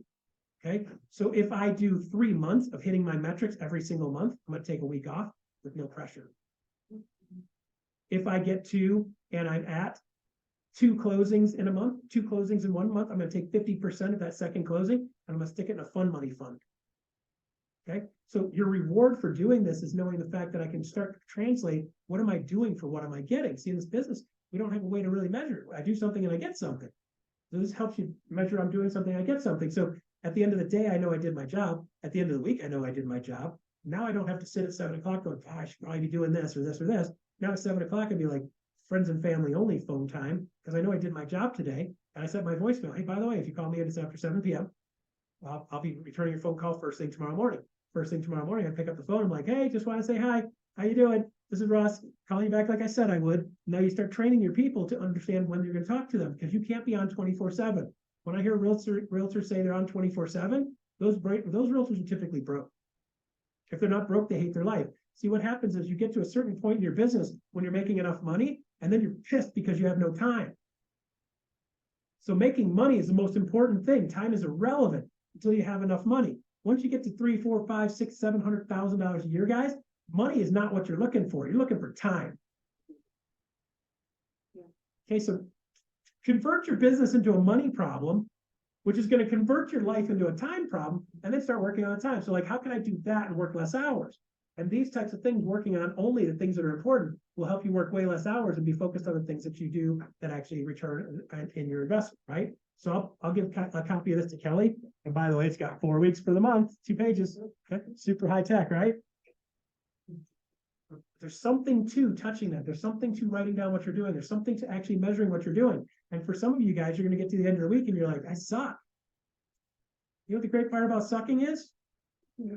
Stopping. So stop, right? So the good news is you just set the bar and you start realizing I'm working on the wrong stuff. Now you start working on the right stuff and you do that consistently for the next 3 months, guys, you're going to see a difference in your business. I guarantee it. If you do this stuff consistently, you will see a difference. It's very common for somebody to do these activities, these first couple activities, just putting together the list of their sphere of influence people, and they'll get a phone call and be like, oh my gosh, I'm so glad you asked me for my info. I was just talking about selling the house. I'm glad you reached out. Happens all the time, guys. So is that a good thing to do? And then you add value, you get everybody set up with a market update, and next thing you know, people are like, oh my gosh, neighbor's gonna sell their house. I just gave you your info to them. In the process of calling the contractor's like, you know what? Funny enough, the house I'm going to today they're gonna be selling it. They wanna fix the leak before the realtor comes over. Great. Who's their preferred realtor? Oh. Cool. Okay, so what's recipe number 3? What are we doing on time? Double checking time. Cool. Time. All right, recipe number 3. Actually, let me stop for a second. Questions? Yes, ma'am. I have a question regarding the video. Mm-hmm. That's an issue for me. I do the up in the mountains, but I don't want to look like everybody else. And so that's kind of where I'm kind of like, I don't want to be trolling around a house. I'm not a movie star. So I've been very specific with my videos, but I know that they're working. So that's kind of like a fine line for me. I've been in sales a long time. Mm-hmm. And I love my business the way it is. It's Yep. only if I thank each other. Good. You know, of course, you always want to do better, right? Yes. And do more, and I'm adding some, a daughter, the interior designer that I just met. Yep. Who would look much better on the video. Cool. That's kind of where I am. I saw it in Evergreen and the hotels, and there's always agents that are, you know, like, I think it's great that they're doing well. Yep. I don't think they're losing their spirits, not because they don't have it. Yep. So they're out there just like, oh my God, it would be so much cooler if you just shut up. So they're on there constantly. So what is the right kind of algorithm where you still stand out? I think I know it, but I don't want to be like everybody else. I mean, there's just a lot of, you know, I live in a mountain town, it's small, and I just, Yeah. You know, my spirit is kind of reading the Wall Street Journal and Yeah. going to Naples.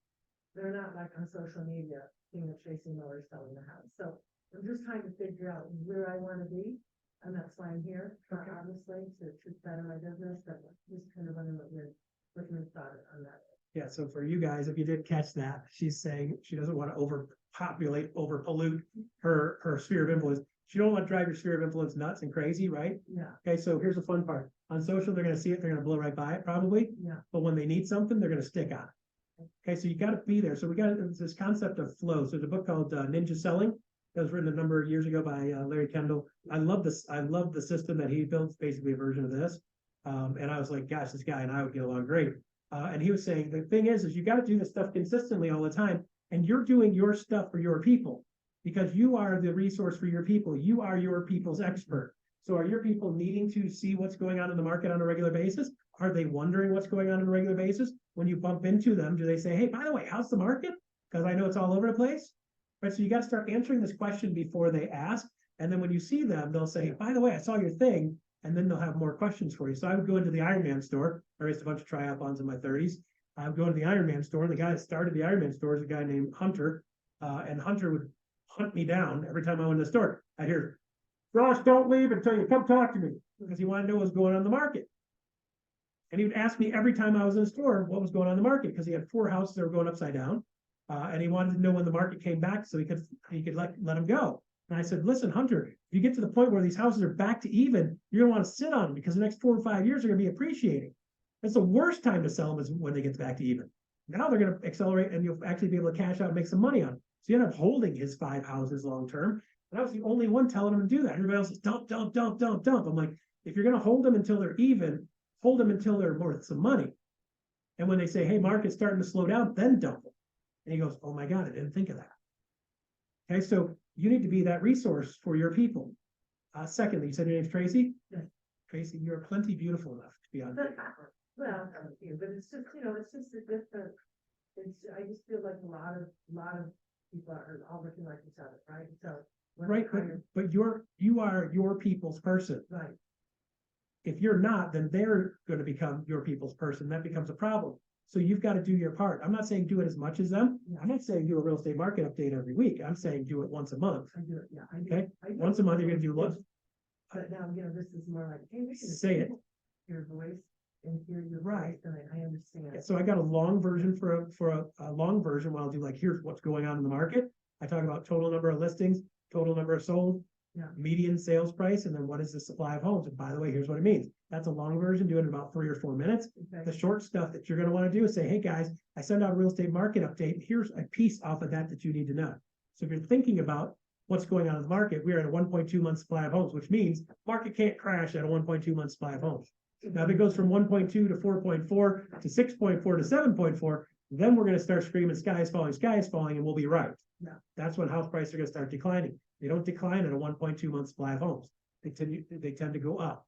Are they gonna go up as aggressively now? No, because interest rates are slowing that down, but they're still going up. And here's why. Median sales prices last year versus this year, house prices are still going up. At a 1.2 month supply of homes, you'd think house prices are gonna still go up, barring something weird, like a hurricane in Colorado. House prices are gonna go up at a 1.2. Good? Do your people need to know that? Do you need to hear that? Are the other clowns on there, look at me, I'm a realtor? Are they telling them that? No, they're saying, look at me, I'm touring a house. Look at me in my gray vest, look at me in my blue vest, look at me in my black vest. I've got the purple tie, the red tie, the blue tie, the orange tie, the yellow tie. I got the paisley ties. I got the yellow paisley ties. I got the two-tone.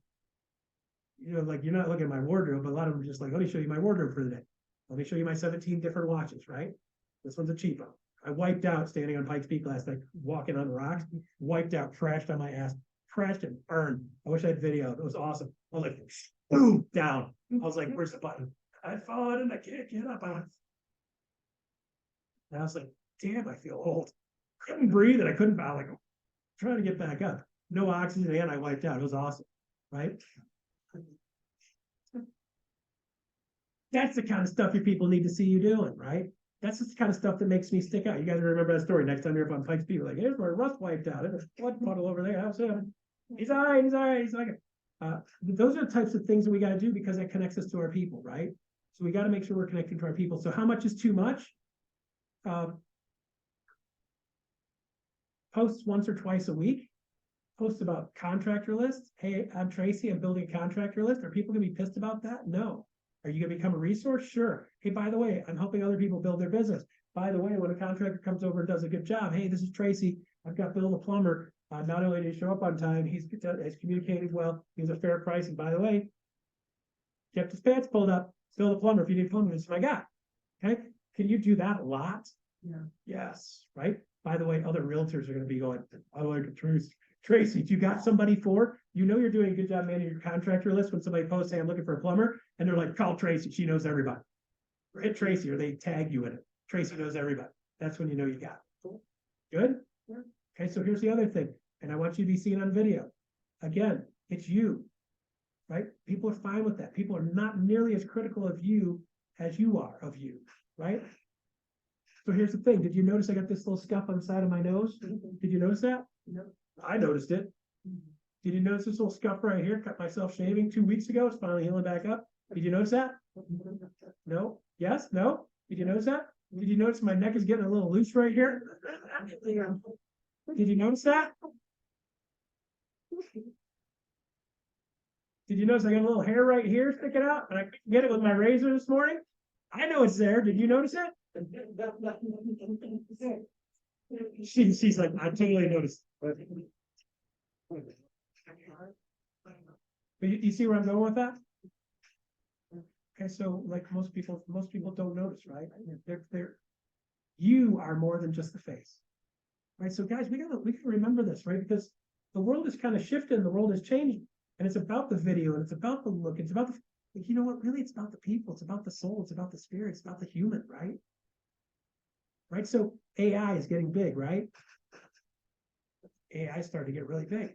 But the one thing AI will never be is a relationship. So if you guys focus on building a relationship, that's part of the business is building relationships. Much of this business is building relationships. And even when you get random strangers for marketing, you're still going to go and build them into a relationship so you become their expert. And it's a human being business. So start connecting to human beings. And what you're going to find is people feel connected to you.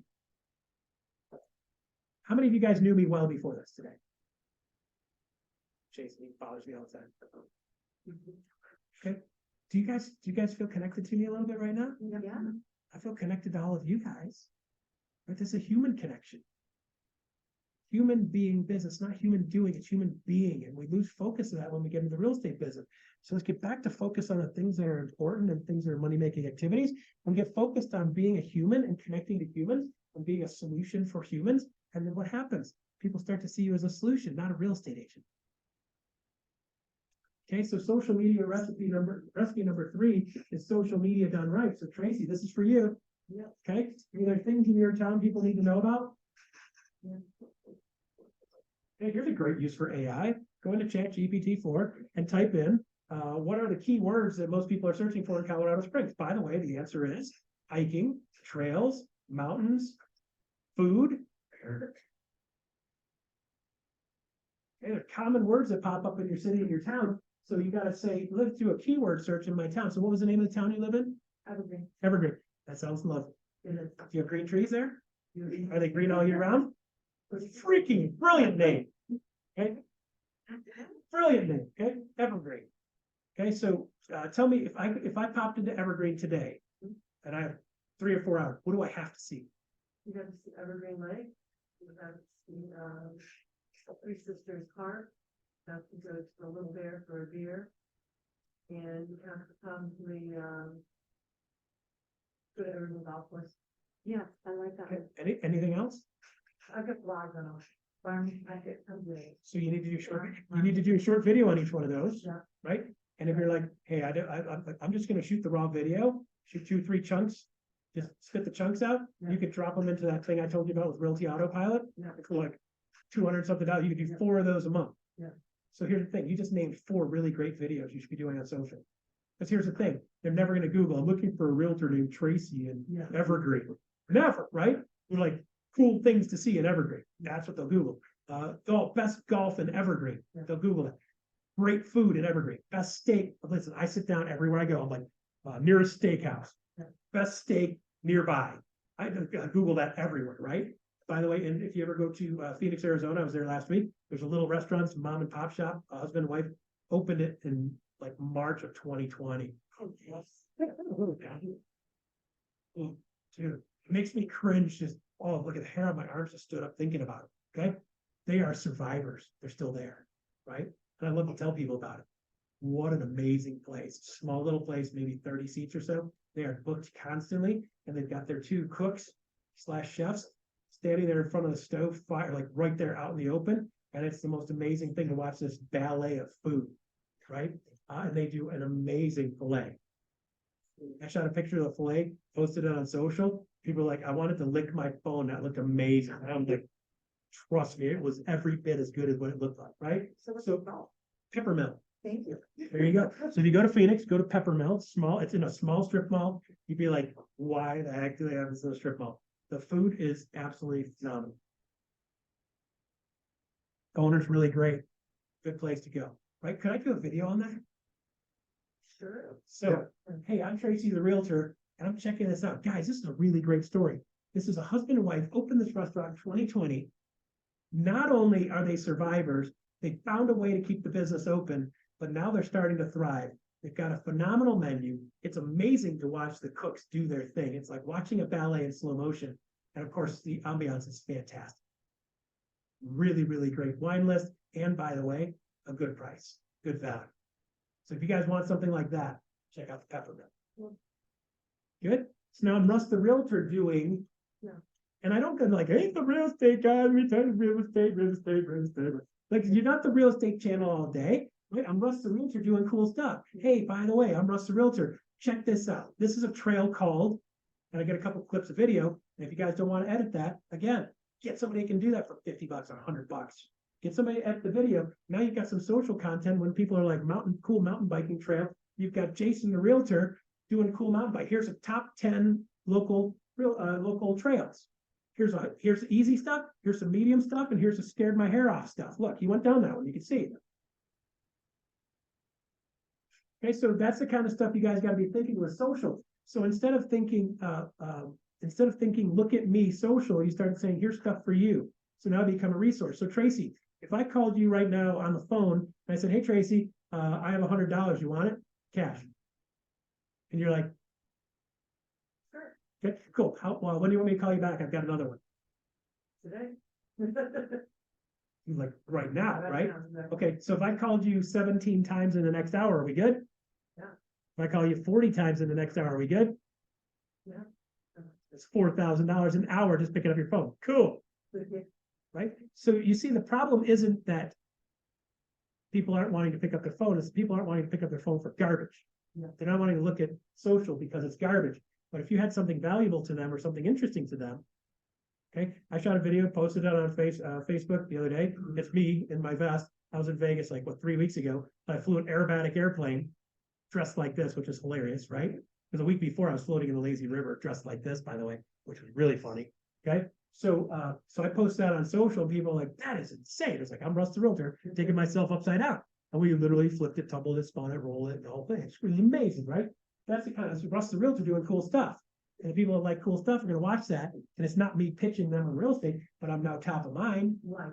living a life, right? Living a cool life. So instead of doing social, look at me, here's me in the key, here's me and my buyers in a giant key, Yeah. right? I'm not saying don't do that because that makes them feel good. I'm not saying don't do that because it makes the sellers feel good. What I'm saying, if that's the only you and your all real estate channel all day, people are going to tune you out because they know Jason's just a stupid real estate guy, trying to self-promote himself. And that's what we're most known for in the business. So start thinking, how much value can I add? What can I do to make other people go, that's cool. I want to check that. Do you guys want to check out Peppermill right now?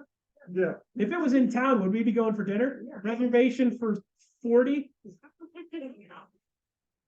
Okay. Do you see the difference of the value you can add like that? Russ the Realtor telling you cool stuff, and you're like, yes, I want more of that.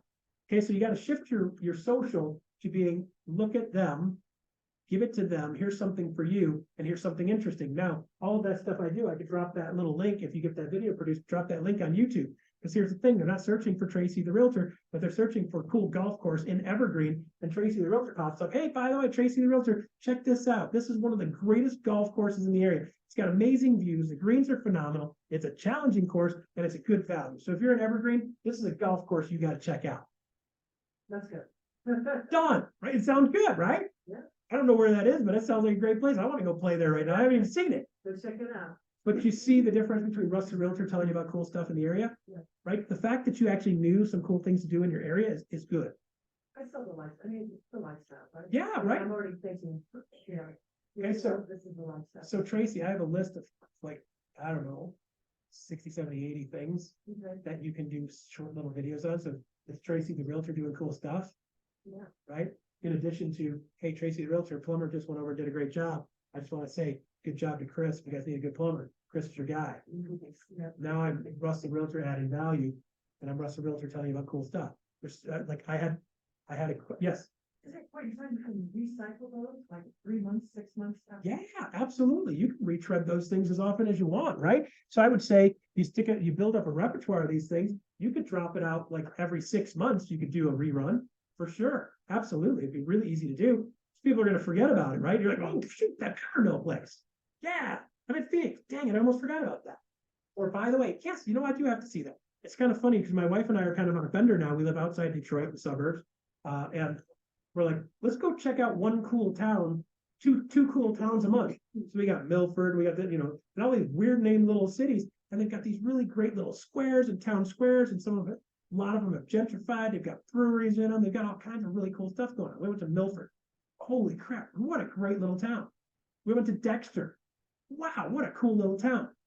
Right. So those are the kinds of things I could do social media posts on. If I was back selling houses again, that's exactly what I'd be doing. I'd be going cool places, doing cool stuff. Hey, I'm a realtor. Check out this little town called Dexter. And I just shoot the video over my buddy Adrian, let him fix it. So he'll edit it down into a quick 30 second, 60 second, minute and a half, 2 minute and a half, full market, take 4 minute video and give people value, and keep people's attention, right? Some people say, well, how long does a video have to be, Russ? I don't know. How long is it going to be interesting? Have you ever watched something more than 4 minutes? Yes, Why? because it's fun. Because at the 4 minute mark, you're like, I'll take some more of this, right? Okay. If it sucks right out of the gate, what do? Click. Okay. So do some social, get good at it. Here's the fun part. Nobody started a master. So Tracy, let's be really clear. You don't look like a turd. Yeah. Okay. Be the best you. And for your people, they're going to love that. You might be worried what your people are going to be saying. They don't know. Your people would love to see you. If you do a great job and you're an amazing human and you're giving back all the time, people love to see you. I can't believe the reception I get from some of you guys that actually know who I am and where I come from and what I do, what my real role is. I love the reception I get from some of you guys, well, except for Jason. Okay, and the reason I love that is because you guys make me feel special. You guys make me feel like what I'm doing is valuable. You make me feel like what I do is worth something. Makes me feel good. right? Think about how do I make people around me feel good? How do I become a resource for them? So they want to see you because they know every time they see you. There's a guy named Sam Chuan. Don't ask me to spell it. Starts with a C. He's in Vegas. Mortgage guy, teaches, trains, coaches mortgage people. You guys ever heard of Sam? No. Okay. So when I met Sam the first time, Sam sits down next to me. My buddy Jim Parker introduced me to him, and he said, "Just hang out and chat with Sam. You get a kick out of it." I'm talking to Sam, and he's like, "Dude, that was good." And he handed me $100 bill. What the hell are you doing? He goes, "When somebody gives me something good, I give them $100 bill. I'm willing to pay for that. That was good info." He's like, "I paid coaches way more." Right? I'm like, "Dude, I'm gonna talk to this guy for a while." I said, yeah. Would you guys like to see how much money I made off that guy? It was a lot, right? The guy's like, "Dude, that was good." Okay, so that guy's handing me $100 bills. I'll sit there and chat with him forever. Particularly, he keeps handing them to me, right? And that's a true story. Call Jim Parker, and he'll tell you. Call Sam, you hang out with Sam, you say something interesting in front of him, he will take it and he'll be like, "I'm paying you for that $100. I'm going to use it." I'll tell him it was you the first 2 times, and that's mine. I bought it. Cool. I got him with the, by the way, do you patch a bucket before or after you go to collect water? He's like, "Oh, $100. I said, "Hold on, I got a better one. Would you patch the net before you?" Oh. Okay, so guys, you got to find that people are willing to pay for stuff that's valuable, right? How many times I go into the city, I'm like, "Tell me 3 places I got to go." Don't know. You ask me, tell me 3 places that you got to see when you go to Detroit. I can name them off the top of my head. You guys got to know that stuff. Where's the best golf course in town? Anybody ever ask? Somebody, if you're coming to town, here's the best golf course. Is that good stuff to have on your social? Sure. Is that great stuff to have on your YouTube? Yeah, because they're going to Google that and then pop up the YouTube. Good? Okay. Wow. On time. 1:30 left. All right, questions? Yes, ma'am. When is the best time to remove someone from your sphere? When they piss you off, when they suck, when every time you see their face, you want to punch it, that's a great time. When somebody's aggravating you, great time, right? So when I sort my sphere of influence, just like this, okay? I've got my A group, I've got my B group, I've got my C group, and I've got my D group, okay? A, B, C, D. What does D stand for? No, right? If I did business with somebody and they weren't fun to do business with, I dump them. If I see their phone number pop up on my phone, it makes me cringe, I dump them. If they've been inappropriate, dump them. If everything I post, they come back with some kind of freaking political bullshit, dump them. Right, guys, should we be in politics? No. Do you need to stand for something? Yeah. Keep it to yourself. Yeah. You stand for whatever you want. Just keep it to yourself because 50% of people aren't going to agree with you. Guys, every time I go live on stage and somebody will be like, "It offended me when you said that way." And I'm going like, I said something on the show a week ago, 2 weeks ago. I introduced somebody and I was like, "Welcome, I love this guy. He's probably gonna be the newest member of our boy band, Tony King." And he kind of like giggling his ass out. He thought it was hilarious, right? And somebody thought I said, "Welcome to the boys club." Oh. And I was like, "I have 5 minutes to go." Okay, so I said, well, and I was like, "Listen, I apologize. I didn't intend that. I don't mean to be offensive. There's a lot of people in the real estate business will say, the top of the real estate business is the boys club or the good old boys club, and it excludes women and it's sexist and all the rest of them." Going like, that's not the way I roll. That's not who I am. That's not what I do. That's not what I convey. It's not my intent. And if you get to know me, you know I never intend anything like that. I love women. I've worked with a ton of women. I've helped a lot of women dump their husbands. Listen, when you get a girl that wants to leave and she's now making 200 grand a year and that clown's being a clown, then now you have freedom, right? Okay. I've helped a lot of women that have young children build a business around having young children, 4 young kids. Two of note, Monty Mendez, you Google her, she's in Tampa, and Rosalo Cicero. She owns a freaking real estate brokerage now with like 80 agents. She started with 0 real estate experience. We got her up and running with 4 little kids, and then her husband quit his job and started working with her, and they took it to the next level and ran like crazy with it. She started doing this stuff. I love people. I love women. I love to trick. Everybody can be successful, and women, especially in this business, can be extremely successful. We're surrounded by amazing women in this business, and I love that. So never do anything derogatory because people take weird crap, right? Turns out I'd actually said, "Welcome to the boy band," or "We're going to welcome him to the newest member of our boy band," which has nothing to do with what they heard, but they heard what they heard. They kicked my ass on Messenger for like 4 hours. Ooh. And I apologized 16 different ways. And I was like, "Hey, by the way, I just rewatched the video. and I think you misunderstood what I said. Because I said our potentially newest member of our boy band, Tony, and he jumped on, he thought it was hilarious. It had nothing to do with what she thought she heard. She kicked my ass about it. And then I was, you'd think there'd be an apology, but no. Now, like, oh, hey, I'm sorry, I misunderstood that. Okay, so guys, listen, if you see something you don't like, just keep walking, right? If you step in a pile, what do you do? Like, oh, look, I'm gonna step in a pile, and you throw yourself on the ground and roll around it? No, like, you wipe it off and keep walking, guys, and that's how social should be. If you don't like somebody's politics, cool, good for you. They continue to try to ram it down your throat, say, listen, I don't do politics, let's change the subject. Cool, and if they won't, you walk. If they don't, dump them. Dump them. Okay? Anybody that's not making your life a better place, dump them. Right? You're better off starting over with nothing. But you're not going to have nothing because there's a ton of amazing people out there. Guys, by the way, if you look for amazing people, you're going to find amazing people. If you look for crappy people, you're going to find crappy people. If you look to pick apart every word I said today, you'll find something in there. You can post on Facebook and try to, whatever you want, what do they call it? Cancel me? Whatever. Culture me. Yeah, you could turn me into yogurt. Yeah, you could cancel me. I'm going to say stupid crap. But if you get to know the spirit of the man, I want you all to succeed, guys. I flew all this way to make sure I had this conversation so you guys could have some stuff that wasn't making you feel like a prisoner. Remember that? I got it here. You can still see it a little bit. Prisoner, not a mercenary. You're an athlete. Are you going to do some stuff you don't love? Yes. Tracy, you can do some stuff you don't love? Yeah. After a little while, you're going to get good at it. When you start seeing people say, hey, I'm responding to that. Tracy, thanks for that. That was cool. I didn't know that. Yeah. The oldest building in our town is, boom, I hope you know that. You got to check it out. That's the kind of stuff you start doing, people are going to start responding to, right? Lead with kindness, act with kindness. Always assume the best in people. You're going to start to see the best in people. Good? Got a lot of follow-up stuff coming. I'm going to end now because we got to let Jeff do something real quick here. I'll answer your question afterwards. Good? Are you guys good? Yeah, okay. Thank you for your time today.